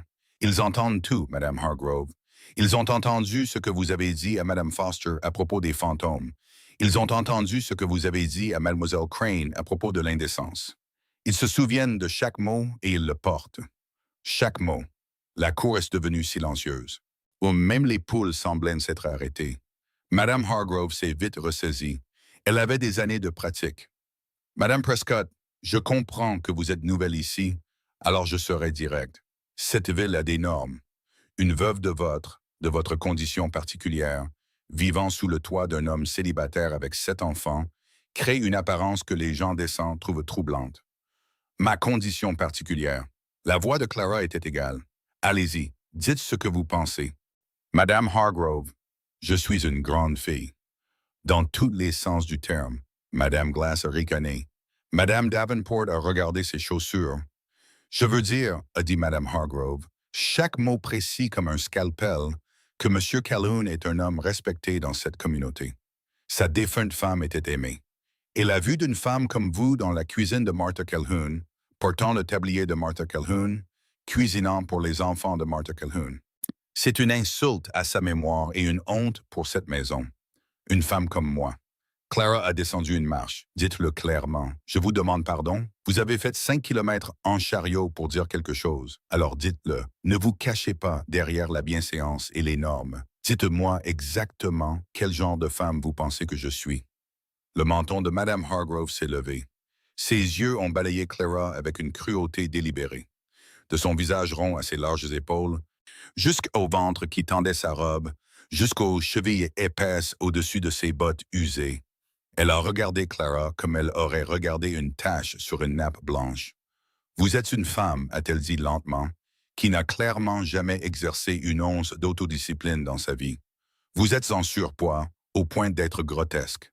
Vous n'avez rien à faire à vous présenter comme une compagnie convenable pour des enfants, et encore moins comme membre d'un foyer respectable. Et l'idée que Silas Calhoun choisirait quelqu'un de vos dimensions pour représenter sa maison est soit un signe de désespoir, soit un manque de jugement. Les mots ont frappé comme des pierres, chacun visant, chacun lancé pour blesser. Clara les a sentis atterrir et sentit la vieille douleur s'embraser dans sa poitrine. Celle qu'elle portait depuis l'âge de 8 ans, quand Tommy Duncan lui a dit qu'elle était trop grosse pour jouer à chat. La même douleur, une bouche différente. Mais Clara avait 40 ans de pratique pour absorber les coups. 40 ans à se tenir au milieu de la douleur et à refuser de plier. « Avez-vous fini ?» a-t-elle demandé. Madame Hargrove a cligné des yeux. Ce n'était pas dans le script. Les autres cuisinières auraient pleuré à ce stade, ou argumenté, ou commencé à faire leurs valises. « J'ai demandé si vous aviez fini », a répété Clara. « Parce que j'ai du pain qui lève, des enfants à nourrir et un jardin à désherber. Et je détesterais gaspiller plus de votre mercredi que nécessaire. Vous ne semblez pas comprendre la gravité de la situation. » Oh, je comprends. Clara a descendu une autre marche, et maintenant, elle était sur un pied d'égalité, les yeux dans les yeux, avec une femme qui avait 15 centimètres de plus qu'elle, mais pas un once de plus de courage. Vous avez chassé 3 femmes de ce ranch. 3 femmes qui faisaient un travail honnête, s'occupant d'enfants sans mère, maintenant un foyer en vie. Vous les avez chassées avec la honte, les menaces et la cruauté, déguisées en sollicitude chrétienne. Et vous l'avez fait parce que Silas Calhoun ne veut pas épouser votre nièce. Le visage de Madame Hargrove est devenu blanc. Blanc comme du papier. Blanc comme un os. Comment osez-vous? J'ose parce que ses enfants me l'ont dit. J'ose parce qu'un garçon de 16 ans porte cette famille sur son dos depuis 2 ans pendant que vous jouiez avec leur vie. J'ose parce qu'Abigail Calhoun avait 5 ans quand vos tactiques ont chassé une femme qu'elle commençait à aimer. Et elle n'a pas mangé pendant 3 jours. La voix de Clara a tremblé, mais pas de peur, de rage. Une rage pure, propre, juste. 3 jours, une enfant de 5 ans, Parce que vous avez décidé que votre fierté comptait plus que son cœur, Prudence. La voix de Madame Davenport était fine et tremblante. Peut-être devrions-nous nous taire, Dorothy. Madame Hargrove.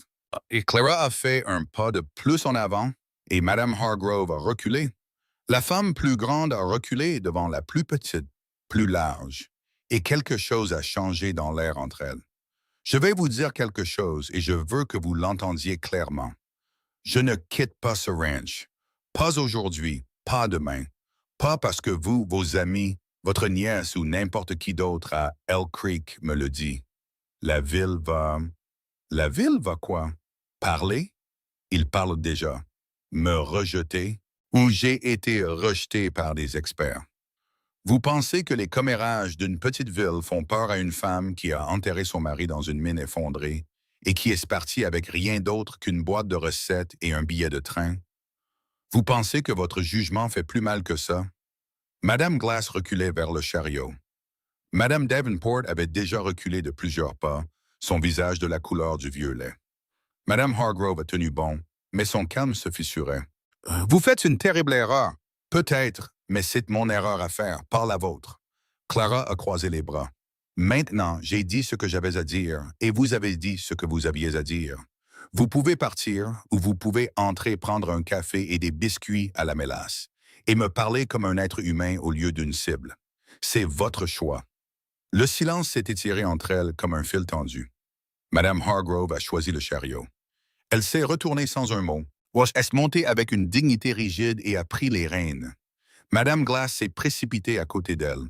Madame Davenport a hésité, a regardé Clara, a ouvert la bouche, l'a refermée et a suivi. Le chariot s'est éloigné. Clara l'a regardé partir jusqu'à ce que la poussière retombe et que la route soit vide. Puis ses jambes l'ont lâché. Elle s'est assise lourdement sur les marches du porche, tout son corps tremblant. Pas de peur, mais de l'effort de se contenir pendant que quelqu'un essayait de la démolir, pièce par pièce. L'adrénaline s'est écoulée d'elle comme l'eau d'une jarre fissurée.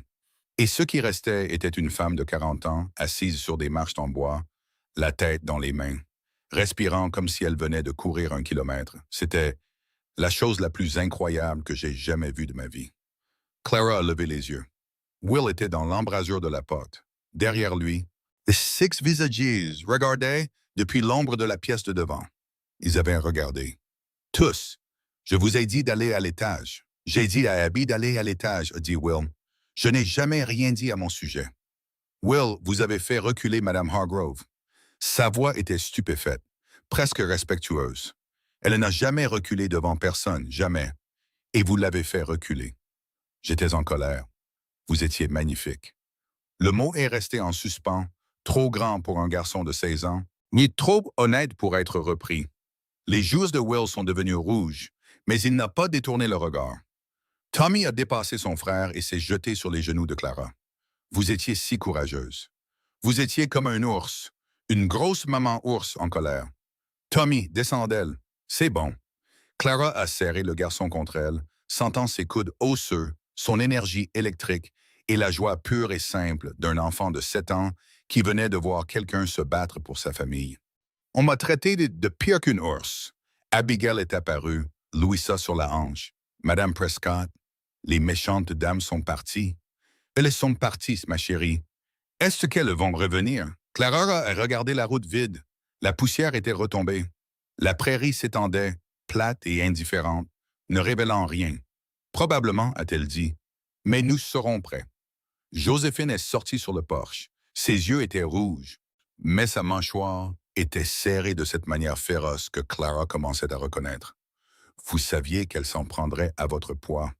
Je reçois ce sermon particulier depuis que je suis assez grande pour comprendre le mot « grosse ».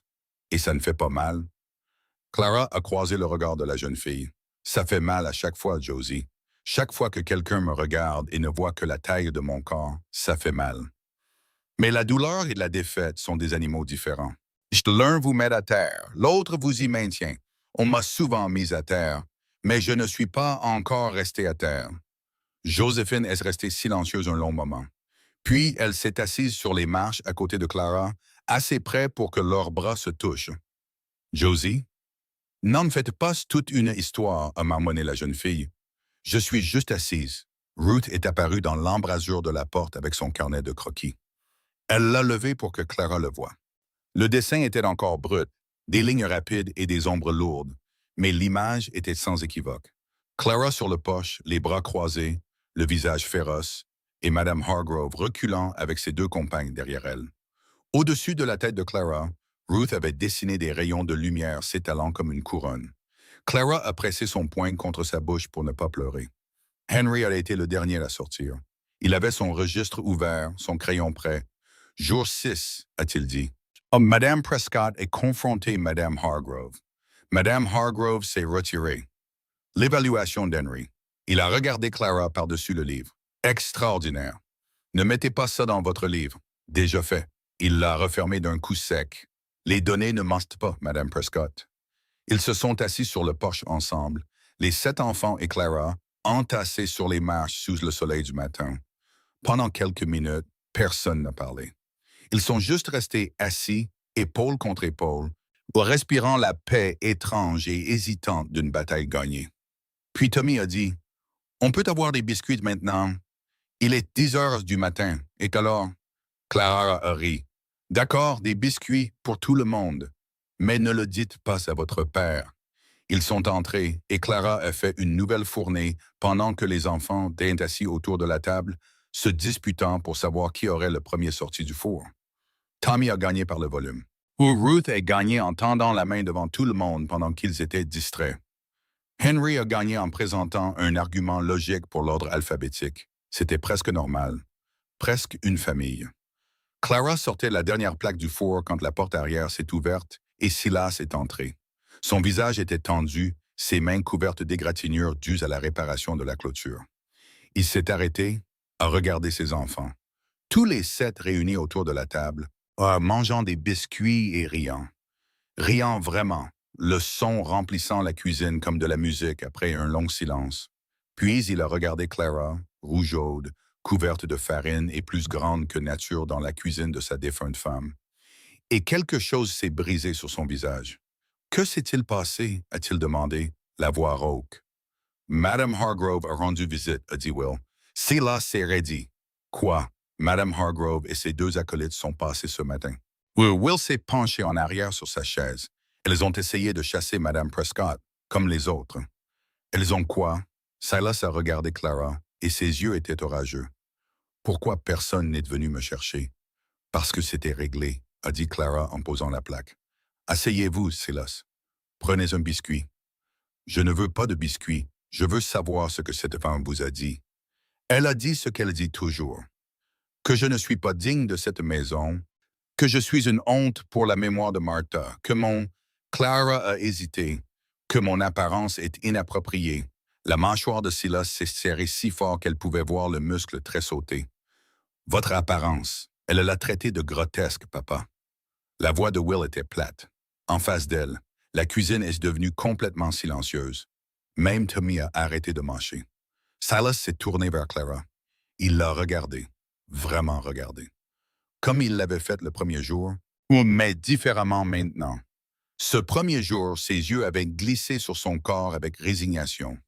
Aujourd'hui, ses yeux ont trouvé son visage et y sont restés. Et ce que Clara a vu en eux n'était pas de la pitié, ou de l'inconfort, ou l'évitement prudent auquel elle s'était habituée de la part des hommes qui ne savaient pas où poser leur regard quand le corps d'une femme ne correspondait pas à la forme attendue. Ce qu'elle a vu, c'était de la fureur. Une fureur blanche, profonde, à peine contrôlée. Elle vous a traité de grotesque. Sa voix était calme. C'était pire que des cris. Devant mes enfants, les enfants étaient à l'intérieur. Nous regardions par la fenêtre, a admis Joséphine. Tous, Silas a fermé les yeux. Quand il les a rouverts, il a regardé Will. Depuis combien de temps? Will s'est redressé sur sa chaise. Depuis combien de temps quoi? Depuis combien de temps fait-elle ça? Chasser les femmes que j'engage. La cuisine est devenue encore plus silencieuse. Mais si c'était possible. Will a regardé Clara. Clara a hoché la tête. Depuis le début, papa. La voix de Will était stable, mais ses mains agrippaient le bord de la table. Chaque cuisinière que vous avez engagée, Madame Hargrove les a toutes chassées. Elle veut que vous épousiez sa nièce. Elle se dit que si elle vous maintient assez désespéré, vous finirez par céder. Silas s'est levé si brusquement que sa chaise a heurté le mur. Il a posé ses deux mains sur la table, la tête baissée, les épaules secouées. Les enfants regardaient avec de grands yeux. 2 ans. Sa voix était un râle. 2 ans que j'essaie d'obtenir de l'aide pour cette famille. Et elle me sabote dans mon dos. 2 ans que mes enfants souffrent parce que cette femme pense qu'elle peut dicter comment je vis ma vie. Papa, pourquoi ne m'as-tu rien dit? Il a regardé Will et la trahison dans ses yeux était dévastatrice. Tu savais. Pendant tout ce temps, tu savais. Parce que tu aurais fait quelque chose de stupide. Will a rencontré le regard de son père sans broncher. Tu serais allé en ville, tu l'aurais confronté et tu te serais fait arrêter ou tirer dessus. Et alors nous n'aurions plus personne. Ce n'était pas à toi de prendre cette décision. Quelqu'un devait la prendre. Tu n'étais pas en état de réfléchir et les petites avaient besoin d'au moins un parent debout. Les mots ont frappé Silas comme un coup physique. Il a reculé, sa main trouvant le mur pour se soutenir. Will, la voix de Clara est coupée court, ça suffit. Il doit l'entendre. Il l'a entendu. Et il est toujours ton père. Elle s'est tournée vers Silas. Asseyez-vous. Respirez. Nous trouverons une solution ensemble. Ensemble. Silas a dit le mot comme s'il goûtait quelque chose d'étranger. Il a regardé autour de la table ses enfants, leurs visages pleins de peur et d'espoir et du besoin désespéré que quelqu'un prenne les choses en main. Puis il a regardé Clara. Elle reviendra, a-t-il dit, avec des renforts. Elle ira à l'église, au conseil municipal, à quiconque voudra bien l'écouter. Elle nous rendra la vie insupportable. Elle essaiera. Et que faisons-nous? Clara a tiré une chaise et s'est assise en face de lui. Nous faisons ce que nous avons fait. Nous nous occupons de ses enfants. Nous gérons ce ranch. Nous mangeons de la bonne nourriture. Nous faisons un travail honnête et nous refusons d'avoir honte de quoi que ce soit. Elle a croisé les mains sur la table. Et quand elle reviendra, elle nous trouvera exactement là où elle nous a laissés.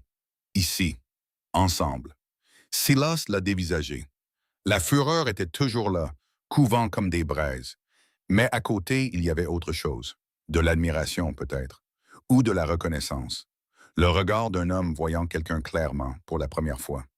Vous lui avez tenu tête, a-t-il dit, seul. J'ai tenu tête à des femmes comme elle toute ma vie.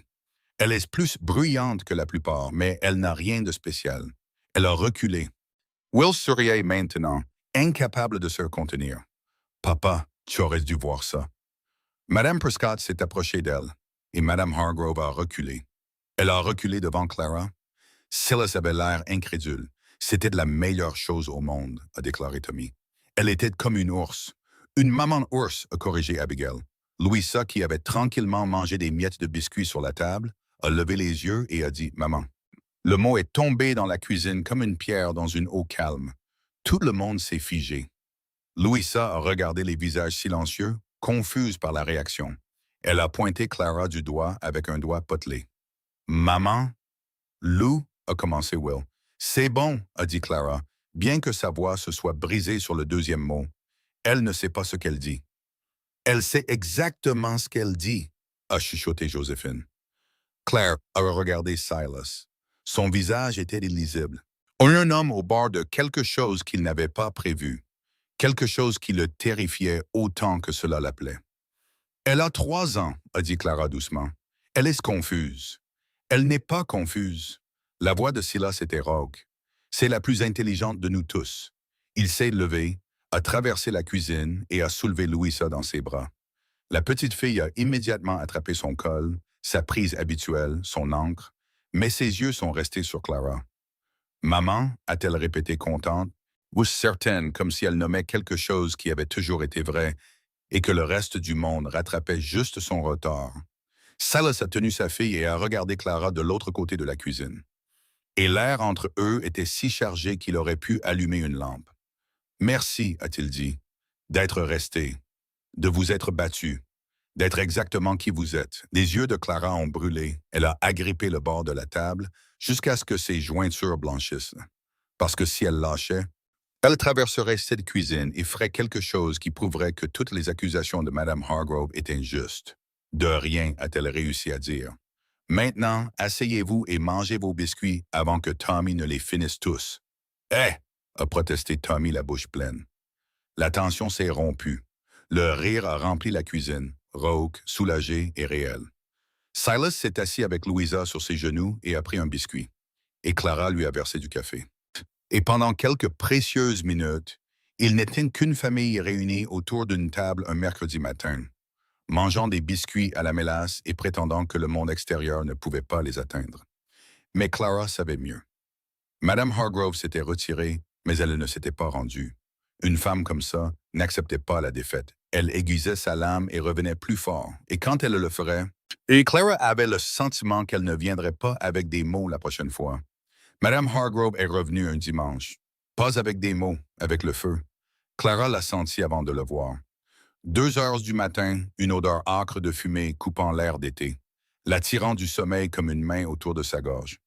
Elle était hors du lit et en bas des escaliers avant que son esprit ne rattrape ses jambes. Pieds nus claquant sur le bois, chemise de nuit flottant derrière elle. Silas. Il était déjà à la porte arrière, enfilant des bottes d'une main, attrapant un seau de l'autre. Par la fenêtre, la grange à foin brillait d'orange. « Fais sortir les enfants de la maison !» a-t-il crié. « Réveille Will! Vie !» Clara a monté les escaliers 4 à 4, un exploit que son corps a protesté à chaque pas. Elle a d'abord frappé à la porte de Will. « Au feu! Fais sortir tes frères et sœurs. » Maintenant, Will est sorti tout habillé. Il avait encore dormi dans ses vêtements, ou est prêt pour exactement cela. Où? La grange à foin, je le savais. Son visage était meurtrier. Je savais qu'elle ne s'arrêterait pas plus tard. Les enfants d'abord, ils se sont séparés. Clara a pris les plus petits. Louisa criant, Abigail le visage blanc et silencieuse. Tommy trébuchant, à moitié endormi dans le couloir, demandant ce qui brûlait. Will a réveillé Henry, Ruth et Josephine. En 3 minutes, les 7 enfants étaient dans la cour avant. Blottis les uns contre les autres dans leurs vêtements de nuit, regardant la lumière orange dévorer le ciel. Clara a compté les têtes. 7. Tous présents, restez ici. Ne bougez pas. Elle a couru vers le puits. Silas et Will transportaient déjà de l'eau, seau après seau, leurs mouvements frénétiques et synchronisés. 2 employés du ranch sont apparus du dortoir, chemisés sortis, les yeux fous de sommeil et d'adrénaline. Les 4 ont formé une chaîne, se passant l'eau de main en main, la jetant contre des flammes qui sifflaient, crachaient et continuaient de monter. Clara pompait. Ses bras brûlaient, ses épaules criaient.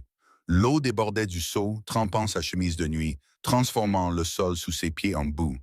Elle a pompé jusqu'à ce que ses mains soient engourdies, puis elle a pompé encore. Cela a pris 1 heure.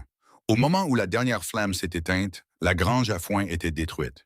Des poutres carbonisées sortaient de l'épave comme des côtes cassées. L'odeur d'herbe brûlée et de kérosène flottait dans l'air, si épaisse que Clara pouvait la goûter. Kérosène. 3 points d'origine distincts. Will s'est accroupi au bord de la ruine, le visage noir de suie, la voix tremblante de fureur contenue. Ici, ici et ici. Ce n'était pas la foudre. Ce n'était pas un accident.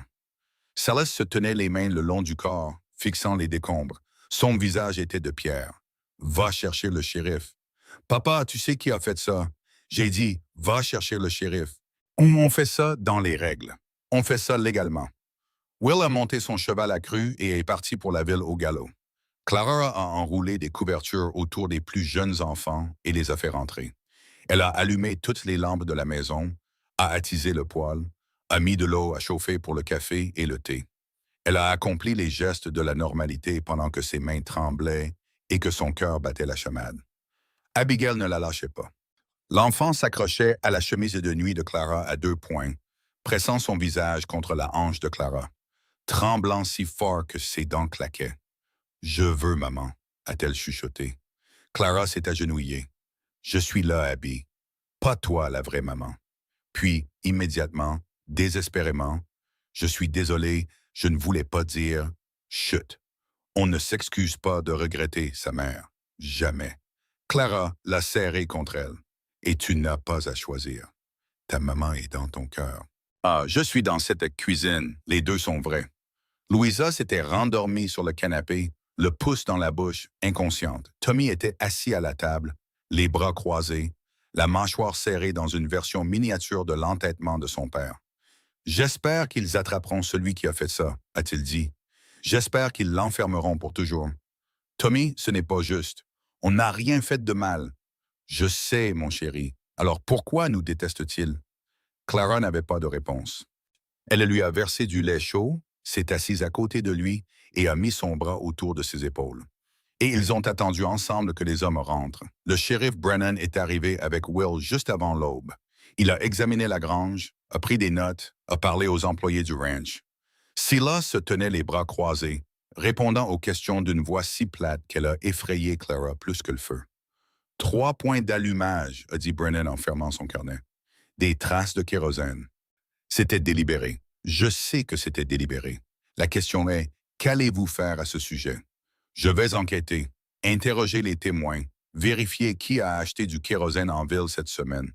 Ça prendra des jours. Pendant ce temps, ma famille est en danger. Silas, mes enfants ont regardé leur grange brûler. Ma fille de 3 ans s'est réveillée en hurlant. Quelqu'un est entré sur ma propriété au milieu de la nuit et a mis le feu à 18 mètres de l'endroit où mes enfants dorment. Silas s'est avancé et sa voix est devenue froide et mortelle. Si ça avait été la maison au lieu de la grange, nous serions en train d'enterrer des enfants en ce moment. Brennan a croisé son regard. Je vous entends. J'augmenterai les patrouilles et je rendrai visite à Mme Hargrove ce matin. Vous savez que c'est elle? Je sais qu'elle est l'instigatrice la plus probable. Qu'elle ait allumé l'allumette elle-même ou convaincu quelqu'un d'autre de le faire, c'est ce que je dois prouver. Il a mis son chapeau. Gardez votre famille près de vous, Silas. Gardez votre fusil plus près. Le shérif est parti. Silas est entré, s'est assis à la table, a mis sa tête dans ses mains. Clara lui a versé du café, l'a posé devant lui, s'est assise en face de la table. « Ne le dites pas, a-t-il marmonné. Ne pas dire quoi? Que nous devrions envisager de partir. Que peut-être les enfants seraient plus en sécurité ailleurs. Que cela est allé trop loin. Je n'allais rien dire de tout ça. » Il a levé les yeux.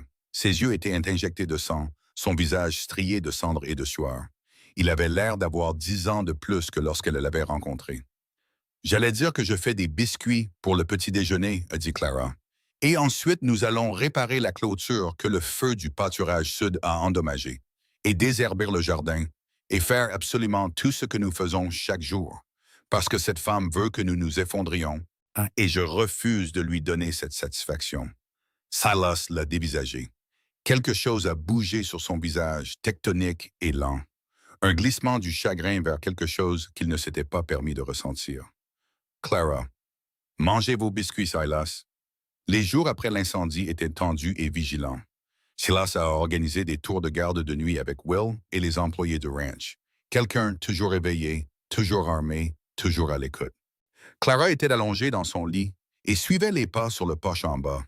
Le grincement des planches, le faible murmure des voix qui veillaient. Les enfants le sentaient. Ils sont devenus plus silencieux. Tommy a arrêté de poser des questions. Les cauchemars d'Abigail revenaient chaque nuit maintenant, la réveillant en hurlant pour une mère qui ne pouvait pas venir. Les dessins de Ruth sont devenus sombres, des flammes et des ombres, et des silhouettes sans visage avec des torches. Henry a arrêté de mettre à jour son registre. Quand Clara a demandé pourquoi, il a dit « Les données ne sont plus rassurantes. » Joséphine, elle était la seule qui semblait se durcir plutôt que de se recroqueviller. Elle travaillait aux côtés de Clara avec une détermination féroce et silencieuse, frottant, cuisinant et étendant le linge avec l'intensité de quelqu'un qui construit une barricade. « Vous êtes en colère, » a dit Clara un après-midi. « Je suis furieuse. Bien, la fureur est utile. Ne la laissez pas vous dévorer.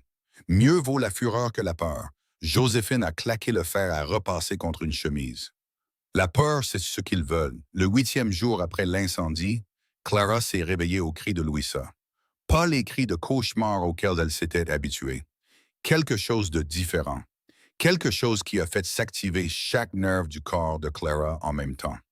Elle était dans la chambre des enfants en quelques secondes. Louisa était dans son berceau, se débattant, le visage écarlate, le corps brûlant. Clara a posé sa main sur le front de l'enfant et l'a retiré brusquement. « Silas !» Il est arrivé en courant. Clara était déjà en train de retirer les couvertures de Louisa, appelant déjà de l'eau froide, faisant déjà le calcul dans sa tête. Une fièvre aussi élevée, aussi rapide, chez un enfant aussi petit. Depuis combien de temps? A-t-elle demandé à Abigail, qui était assise dans son lit, les yeux immenses de terreur. Elle y était chaude quand je l'ai serrée dans mes bras avant de dormir. Je pensais qu'elle avait juste chaud à cause des couvertures. C'était il y a des heures. Pourquoi n'as-tu rien dit à personne?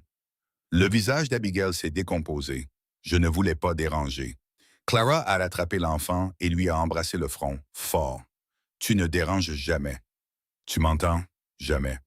Maintenant, va chercher ta sœur Josie. Celeste tenait Louisa, sa grande main tremblante, son visage de la couleur du vieux papier. Clara, elle est brûlante, elle est... Je sais. Nous avons besoin du docteur. Will! La voix de Silas a traversé la maison comme le tonnerre. Selle mon cheval. J'y vais, a appelé Will depuis le couloir. Je suis plus rapide. Alors va. Va chercher le docteur Mercer. Dis-lui que c'est le bébé. Dis-lui. La voix de Silas s'est brisée. Dis-lui de se dépêcher. Will est parti en quelques minutes. Le son des sabots s'estompant dans l'obscurité. Clara a pris Louisa des bras de Silas. L'enfant était maintenant molle, les cris remplacés par un gémissement qui était en quelque sorte pire. Clara l'a porté à la cuisine, a pompé de l'eau froide, a trempé des linges et a commencé à les presser sur le front de Louisa, son cou, ses petits poignets. « Reste avec moi, ma petite », a-t-elle murmuré. « Reste ici, avec moi. » Les autres enfants sont apparus un par un. Henry en chemise de nuit, calculant des probabilités qu'il ne partagerait jamais à voix haute. Ruth serrant son carnet de croquis comme un talisman. Tommy debout dans l'embrasure de la porte, les poings serrés, prêt à combattre un ennemi qu'il ne pouvait pas voir. Abigail pleurant silencieusement. Joséphine pompant déjà plus d'eau sans qu'on le lui demande. L'heure qui a suivi a été la plus longue de la vie de Clara. Elle a baigné la peau brûlante de Louisa. Elle a forcé des gouttes d'eau à passer ses lèvres gercées. Elle a chanté. Les mêmes chansons qu'elle avait chantées la première nuit. Les préférées de Thomas. Les berceuses de sa mère. Sa voix se brisant mais stable. Une encre dans l'obscurité. Silas faisait les 100 pas. D'avant en arrière. D'avant en arrière. Ses bottes usant un chemin sur le sol de la cuisine. Toutes les quelques minutes, il s'arrêtait. Regardait Louisa et son visage faisait quelque chose de terrible. L'espoir et la terreur se battant pour le contrôle. Aucun ne gagnant. Où est ce docteur?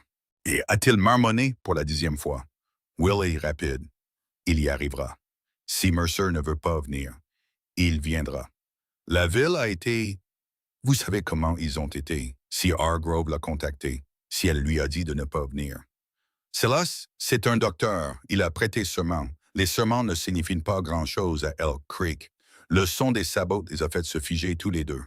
Puis des voix dans la cour, celle de Will, urgente et en colère, et une autre voix, plus âgée, plus calme. La porte arrière s'est ouverte brusquement. Will est entré le premier, le visage affolé. Derrière lui, le docteur Mercer, un homme aux cheveux gris avec des lunettes et un sac en cuir, respirant fort après la chevauchée. Où est l'enfant? Clara a soulevé Louisa. Le docteur s'est déplacé rapidement, les mains sûres et douces, vérifiant le pouls, la température, les yeux, la gorge. Il a relevé la chemise de nuit de Louisa et Clara l'a vue. Des taches rouges fleurissant sur la poitrine de l'enfant comme de minuscules blessures.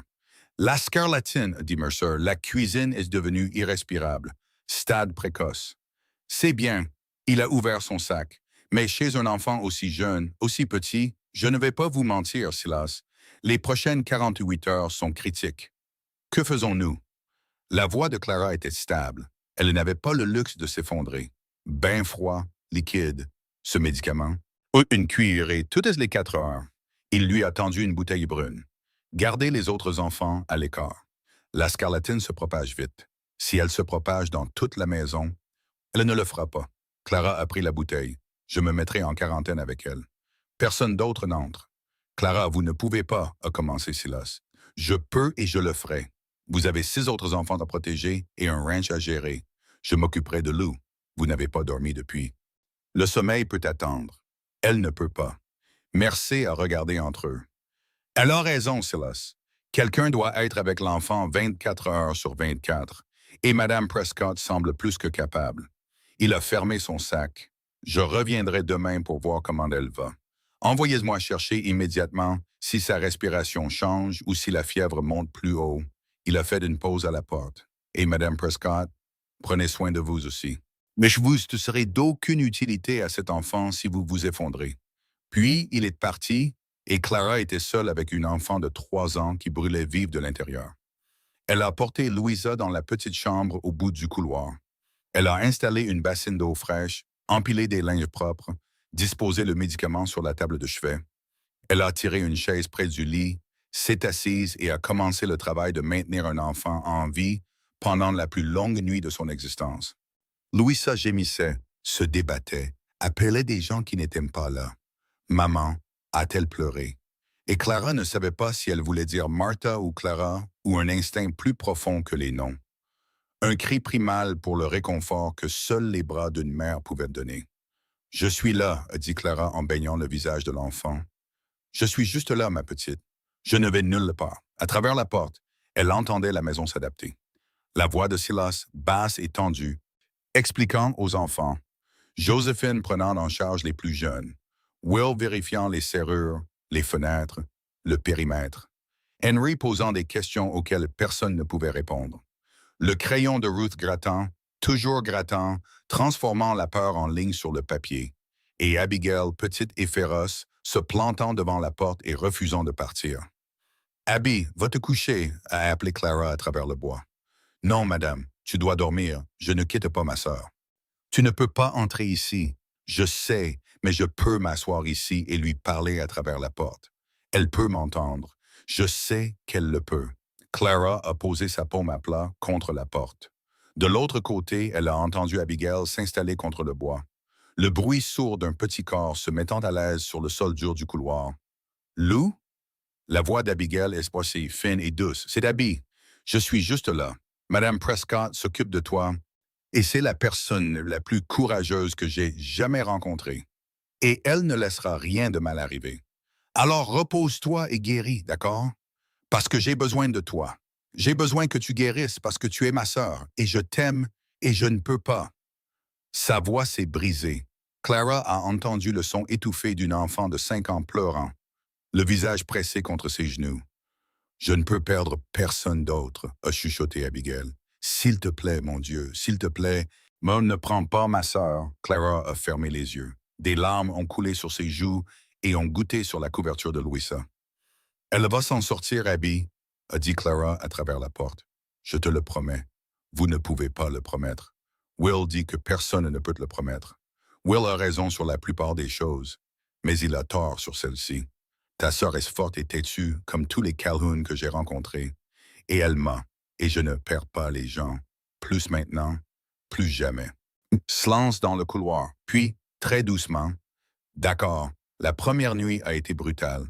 La fièvre de Louisa a grimpé malgré les bains froids et les médicaments. Elle tremblait de frissons, puis brûlait comme une fournaise. Son petit corps passant par des extrêmes qui auraient brisé un adulte. Clara l'a tenue à travers tout cela, changeant les linges, forçant l'eau à passer ses lèvres, chantant jusqu'à ce que sa voix devienne rauque, puis chuchotant quand elle ne pouvait plus chanter. Et Silas est venu à la porte à minuit, à 2 heures, à 4 heures. Chaque fois, le même échange. « Comment va-t-elle? » Elle se bat. « Clara, laissez-moi prendre un tour. Vous devez... » « Je vais bien. Vous n'avez pas dormi depuis 2 jours, et je ne dormirai pas tant que cette fièvre ne sera pas tombée. Allez voir les autres. » À l'aube du 2e jour, l'éruption s'est étendue. Des plaques rouges et enflammées sur la poitrine de Louisa, son cou, ses bras. Clara les a baignés avec de l'eau fraîche et des mains stables, et une terreur si profonde qu'elle ne pouvait en sentir le fond. Le docteur Mercer est venu à examiner Louisa, a regardé Clara avec une inquiétude professionnelle. « Quand avez-vous mangé pour la dernière fois, Madame Prescott? »« Je ne me souviens pas. »« Quand avez-vous dormi pour la dernière fois? »« Je ne me souviens pas de ça non plus. »« Vous allez vous tuer. Pas avant qu'elle ne soit guérie. » Il a laissé plus de médicaments. J'ai des instructions. Est parti avec un regard en arrière qui disait ce que sa bouche ne voulait pas dire. Que des enfants de 3 ans mouraient de la scarlatine tous les jours.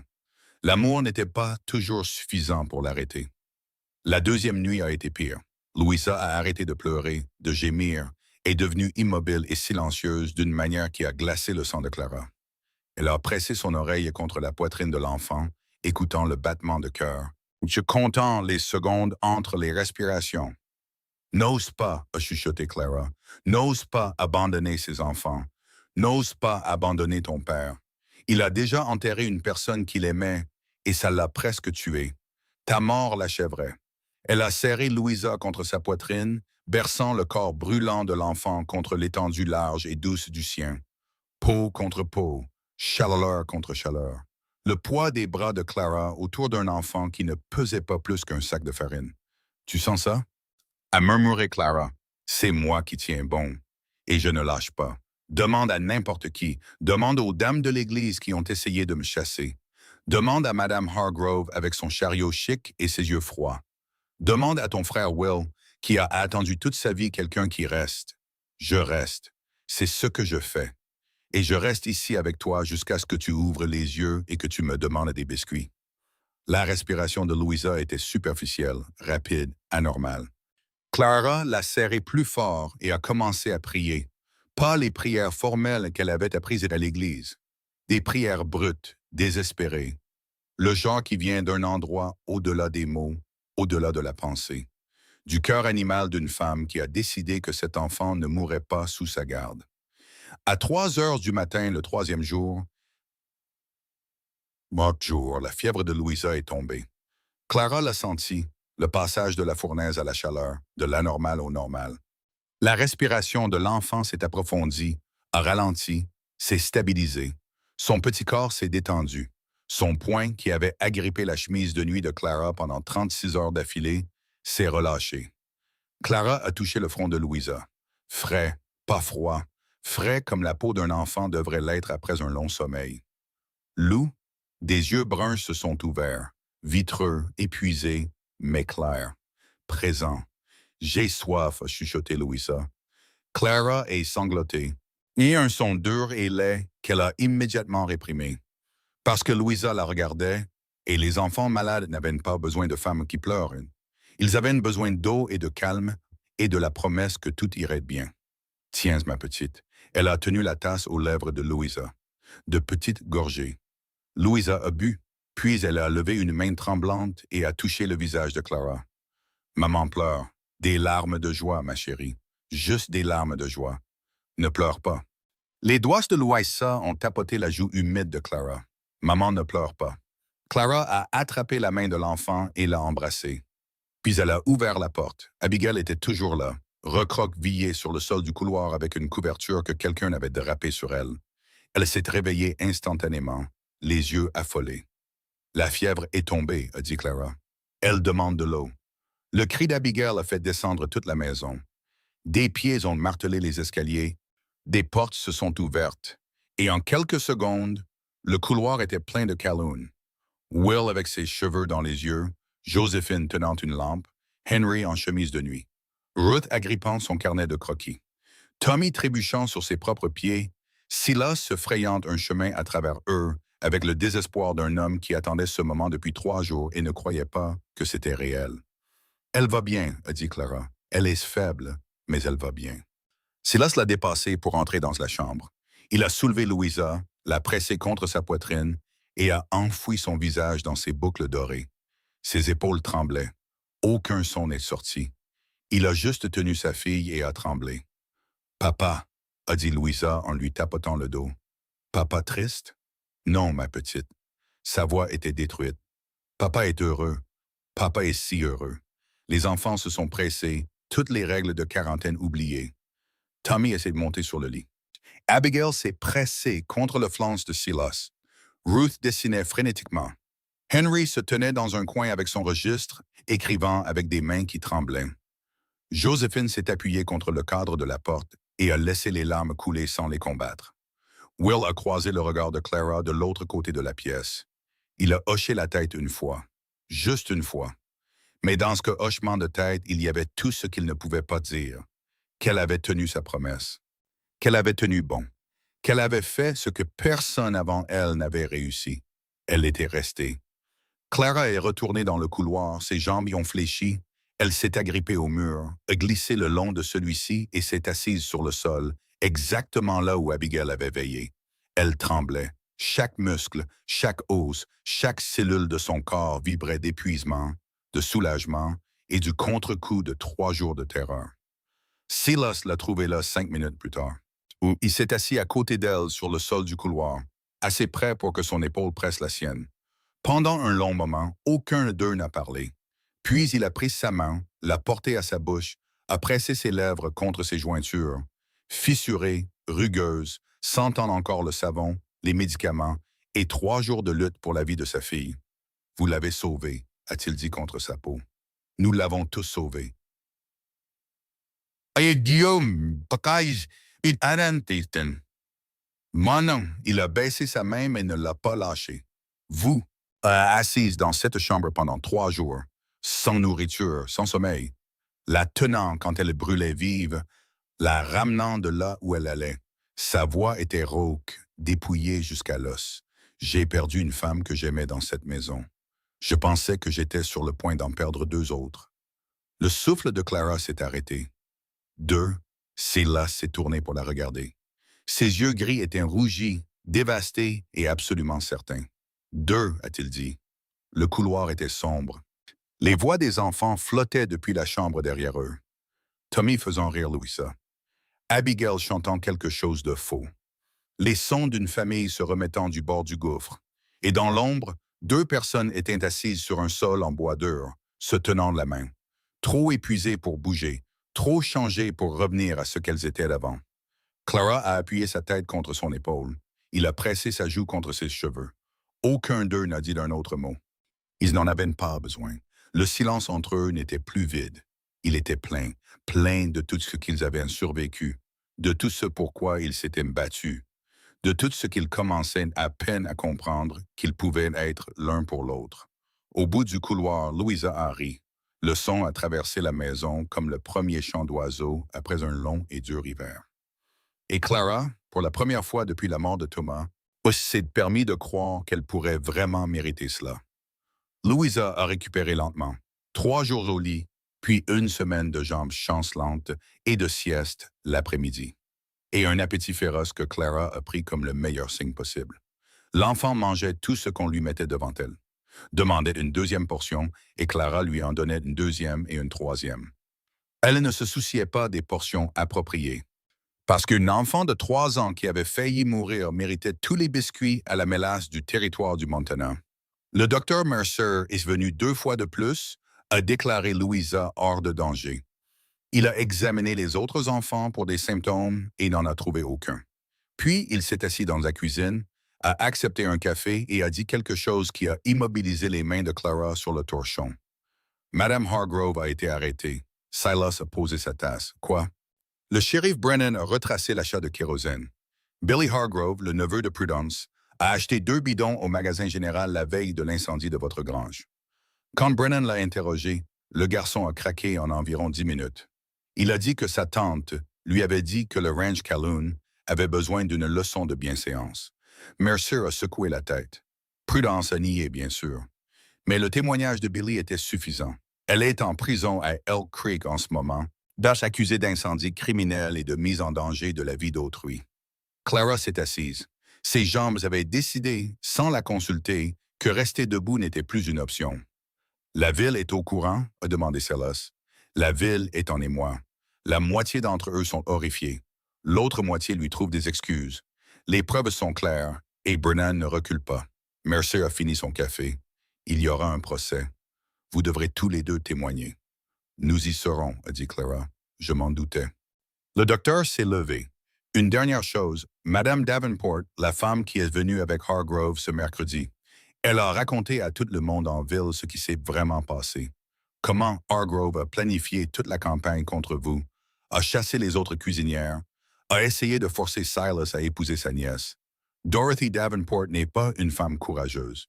Mais apparemment, voir quelqu'un mettre le feu à un ranch avec 7 enfants à l'intérieur a suffi à lui donner du courage. Il est parti. Clara et Silas étaient assis l'un en face de l'autre dans la cuisine, le poids de la nouvelle s'installant entre eux.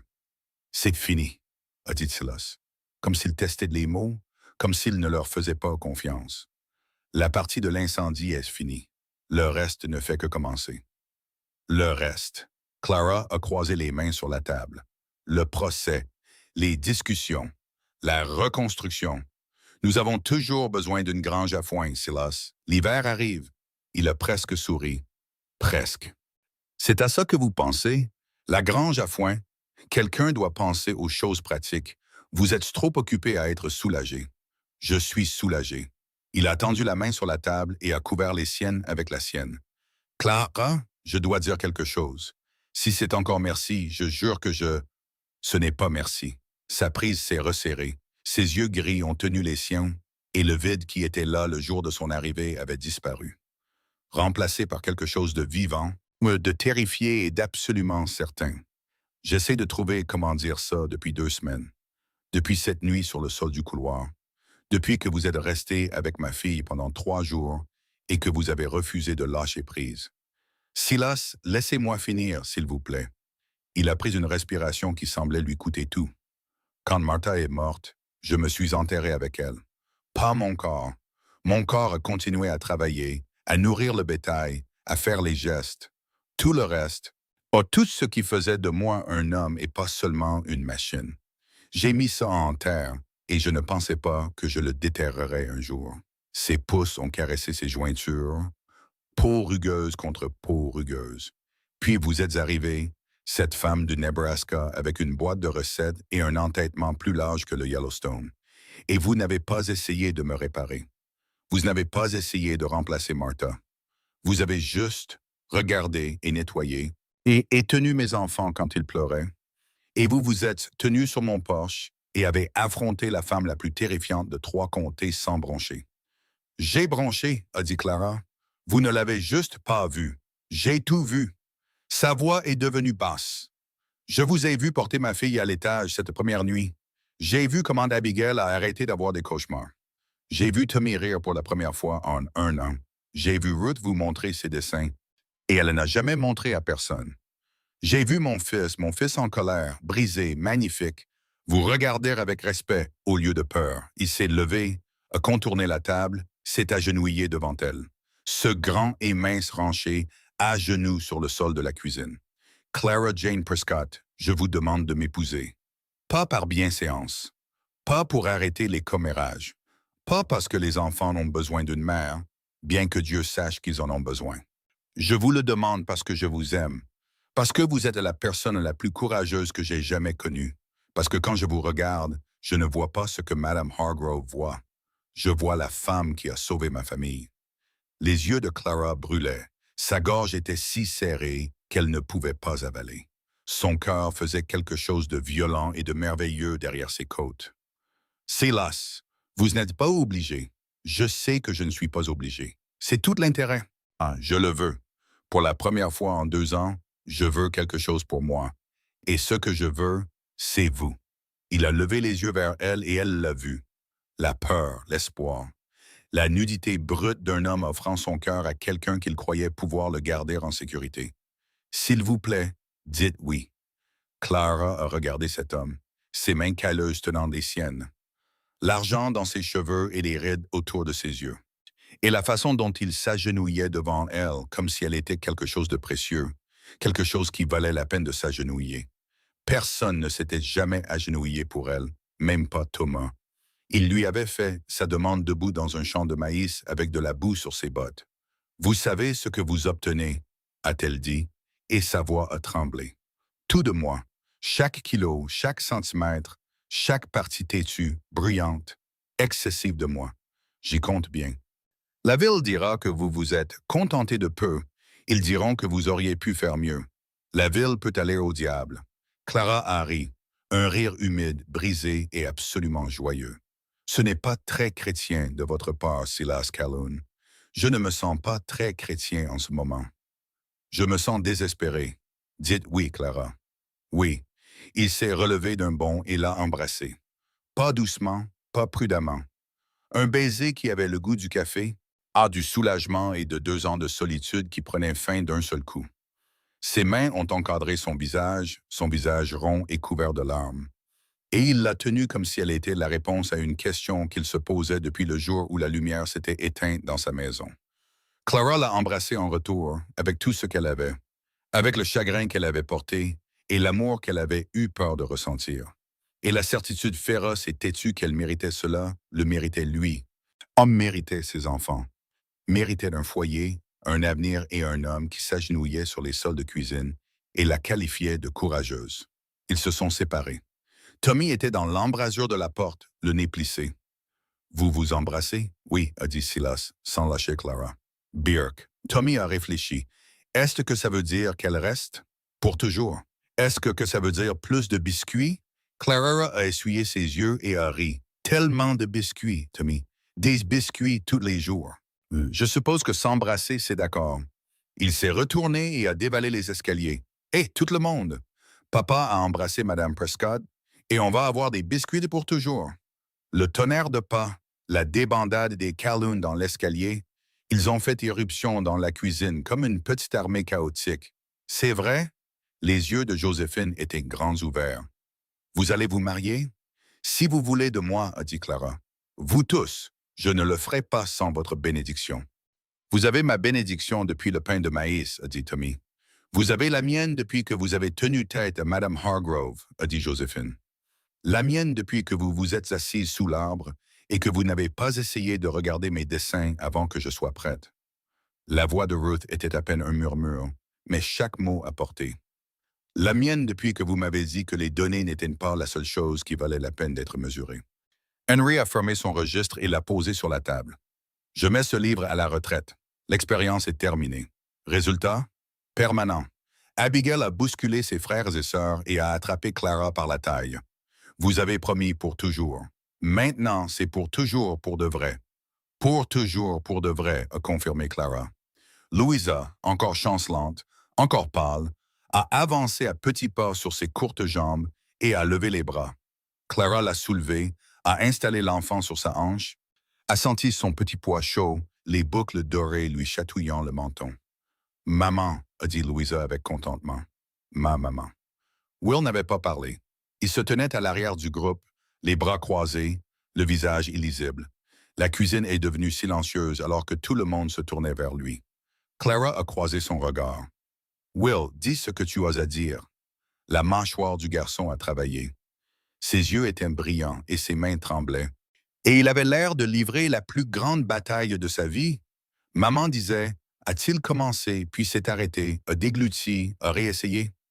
Maman disait que l'amour se présente sous les formes les plus étranges, que Dieu a un sens de l'humour sur la façon dont il nous livre les choses dont nous avons besoin. Sa voix s'est brisée. Je ne la croyais pas. Pas pendant 2 ans. À travers 3 cuisinières et 100 nuits blanches et en regardant cette famille s'effondrer morceau par morceau. Il a décroisé les bras, les a laissés pendre à ses côtés, puis vous avez remonté cette route et vous étiez différente de ce que j'attendais, de ce que je voulais, de ce que je pensais dont nous avions besoin. Une larme s'est échappée et a coulé sur sa joue. Il ne l'a pas essuyée. Que vous étiez exactement ce que maman voulait dire. Le paquet le plus étrange, la meilleure livraison. Il a traversé la cuisine en 3 enjambées et a serré Clara dans ses bras. Pas l'étreinte hésitante et un bras d'un garçon poli. Une vraie étreinte. Les 2 bras, son visage pressé contre son épaule, son corps secoué par 2 ans de chagrin et de soulagement. Et la liberté terrifiante de finalement lâcher prise. « Bienvenue dans la famille », a-t-il chuchoté, pour de vrai cette fois. Clara l'a tenu, a tenu Louisa sur une hanche et Will contre son épaule et a senti les autres enfants se presser. Tommy se faufilant sous son bras, Abigail contre son dos, la petite main de Ruth sur son coude, la tape formelle de Henry sur son épaule, la prise féroce de Joséphine sur sa main. Silas a enroulé ses bras autour d'eux tous. Tout ce désordre emmêlé, pleurant, riant de sa famille et a tenu bon. Ils se sont mariés un samedi matin, 3 semaines plus tard. Sous le peuplier dans la cour avant, ses feuilles de doré par octobre. Le ciel du Montana, vaste et bleu au-dessus. Le pasteur Whitmore est venu d'Elk Creek avec sa Bible et sa femme. Le shérif Brennan est venu comme témoin. Le docteur Mercer a amené sa femme et une bouteille de quelque chose qu'il a dit être médicinal. Madame Lee May-Song est venue avec son fils adulte, portant un paquet de soie et un sourire chaleureux. Frank Miller du magasin général a amené toute sa famille, le forgeron et sa femme. Dorothy Davenport, pâle et nerveuse, mais présente. Sa pénitence et son nouveau départ en un. Pas beaucoup de monde, mais assez.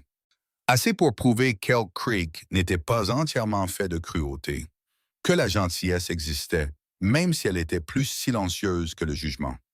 Clara portait une robe qu'elle avait cousue elle-même en coton bleu, achetée avec son propre salaire. Pas la robe de Martha. Elle ne serait jamais Martha, et elle ne voulait pas faire semblant. Elle était Clara Jane Prescott, bientôt Calhoun, et qu'elle se mariait dans une robe qui convenait à son corps au lieu de le combattre. Joséphine avait tressé des fleurs sauvages dans ses cheveux.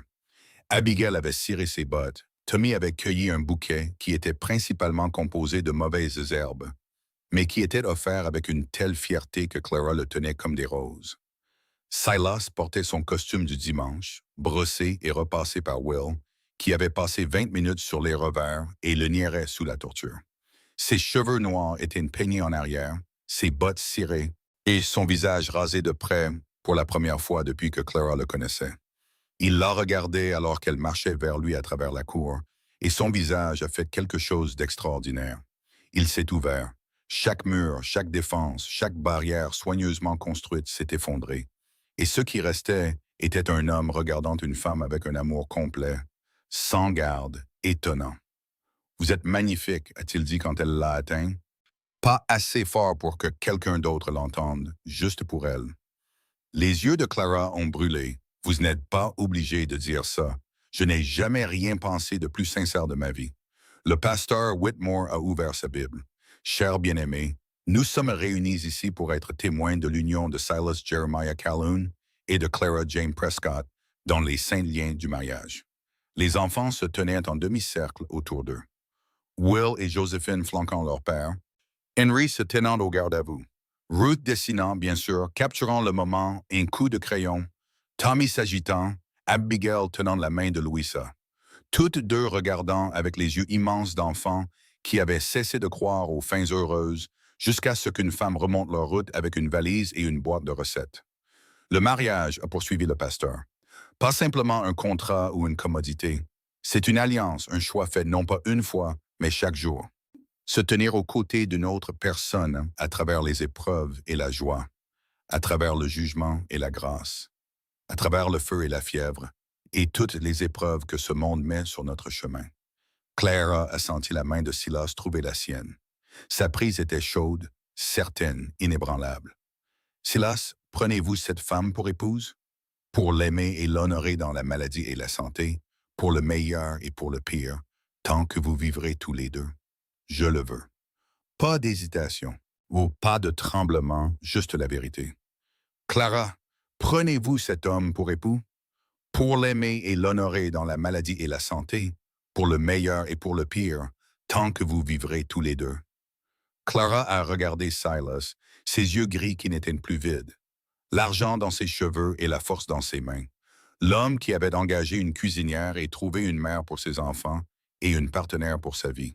« Je le veux. » Silas a glissé une bague à son doigt, en or simple, acheté au magasin général avec de l'argent qu'il économisait depuis le jour où elle s'était tenue sur son porche et avait dit à Madame Hargrove de faire de son mieux.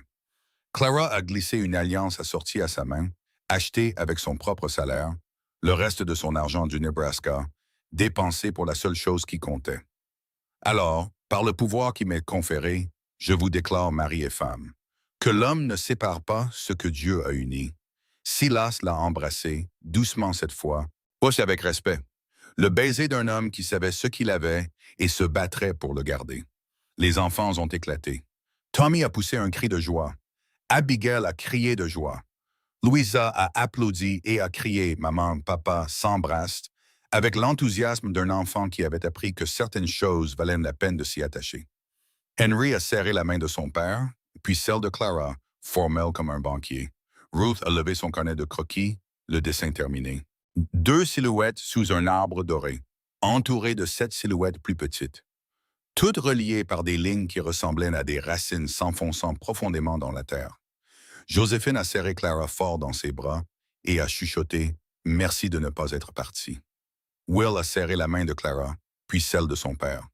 Puis il s'est reculé et a dit, d'une voix qui a porté à travers la cour, « Maman serait contente. » Silas a mis son bras autour des épaules de son fils aîné, et pendant un moment, ils se sont tenus ensemble, père et fils, honorant la femme qu'ils avaient perdue tout en embrassant la femme qu'ils avaient trouvée. Madame Song a pressé son paquet de soie dans les mains de Clara. Pour la chance, le bonheur pour de nombreuses années. Merci, May, pour tout. Vous êtes une femme forte, Clara Calhoun, et sourit Madame Song. Forte et têtue. La meilleure combinaison. Ils ont mangé dans la cour. Poulet rôti, pain frais, tarte aux pommes et biscuits à la mélasse. Empilés sur une assiette au centre de la table comme une déclaration. La nourriture était simple, la compagnie était petite, mais l'amour autour de cette table il était assez grand pour remplir tous les espaces vides que les 2 dernières années avaient creusés. Le shérif Brennan a levé un verre du quelque chose de médicinal du Dr. Mercer. Au Calhoun, la famille est la plus solide d'Elk Creek. À Clara, a ajouté Will en levant son lait, qui est resté. À maman, a dit Louisa en levant un biscuit. À maman, ont répété les 7 enfants. Clara ne pouvait pas parler. Elle a pressé sa main sur sa bouche et a laissé les larmes venir. Et Silas l'a tirée contre lui et l'a tenue pendant qu'elle pleurait des larmes de joie devant Dieu. Les témoins et 7 enfants qui lui avaient appris ce qu'était vraiment le courage. Les invités sont partis alors que le soleil déclinait à l'ouest. La famille a nettoyé ensemble, tous les 9 travaillant dans la cuisine. Se bousculant et se disputant pour savoir qui lavait et qui séchait, et si Tommy s'était vraiment lavé les mains ou les avait juste mouillées. Normal, magnifiquement, chaotiquement normal. Cette nuit-là, après que les enfants se soient endormis, Clara et Silas se tenaient sur le porche avant. Le ciel du Montana s'étendait au-dessus d'eux, épais d'étoiles, vaste et silencieux. « Des regrets? » a demandé Silas, son bras autour d'elle. Clara a pensé au Nebraska, à Thomas, et à la ferme qu'elle avait vendue et à la ville qu'il avait oubliée. Au voyage de 1600 kilomètres vers un endroit qu'elle n'avait jamais vu. Elle a pensé à 7 enfants qui mouraient de faim pour quelque chose qu'aucune quantité de nourriture ne pouvait fournir. À un homme qui avait enterré son cœur et à une femme qui avait porté le sien à travers la prairie dans une boîte de recettes. Pas un seul, a-t-elle dit. Pas un seul. La ville va continuer à parler. Laisse-les parler. Nous serons trop occupés à vivre pour le remarquer. Il l'a serrée plus près. Elle s'est appuyée contre lui, contre la chaleur solide d'un homme qui l'avait choisi, elle tout entière. Chaque kilo, chaque cicatrice, chaque pouce têtu, féroce, excessif d'elle, et avait appelé cela exactement juste. Clara, merci d'avoir répondu à cette annonce, d'avoir marché 5 kilomètres dans la chaleur, d'être resté quand tout et tout le monde vous disait de partir. Sarah a souri contre son épaule. Merci d'avoir valu la peine de rester. À l'intérieur de la maison, un plancher a grincé. De petits pieds ont traversé le couloir. Une porte s'est ouverte. Des chuchotements, des rires, les sons étouffés d'enfants qui étaient censés dormir, mais qui étaient trop heureux pour y parvenir. Ils sont debout, a dit Silas. Ils font la fête. Devrions-nous? Laissons-les tranquilles. Demain, sois strict. Ce soir, laissons-les être heureux. Ils se sont tenus ensemble sous les étoiles du Montana et écoutant leurs enfants rire. Et Clara Calhoun, qui était arrivée à ce ranch comme une veuve que personne ne voulait, une femme grosse avec une malle pleine de recettes et un cœur plein de chagrin, et sentit la dernière pièce brisée d'elle-même se mettre en place. Elle était à la maison. Pas à cause de la maison ou de la terre ou de la bague à son doigt, à cause des 7 petites voix qui flottaient à travers les murs. À cause de l'homme à côté d'elle qui avait cessé de regarder son corps et avait commencé à voir son âme, parce qu'elle était entrée dans les ruines de quelqu'un d'autre et les avait aidés à reconstruire. Et quelque part dans la reconstruction, elle s'était reconstruite elle-même. La maison silencieuse n'était plus silencieuse. Elle respirait la vie, le bruit et le chaos magnifique, désordonné et irremplaçable d'une famille qui s'était choisie. Pas parce qu'il le devait, mais parce qu'il le voulait. Parce que l'amour, le vrai, celui qui coûte tout et rend plus, avait remonté une route poussiéreuse un après-midi de juillet et avait refusé de partir. Clara Prescott était venue au Montana pour chercher du travail et un salaire. Clara Calhoun se tenait sur ce porche avec le bras d'un mari autour de ses épaules et le rire de 7 enfants dans ses oreilles. Et elle savait, avec une certitude aussi profonde et vaste que la prairie elle-même, qu'elle avait trouvé quelque chose qu'aucune somme d'argent ne pouvait acheter et qu'aucune cruauté ne pouvait détruire. Elle avait trouvé un foyer et elle n'allait jamais le lâcher.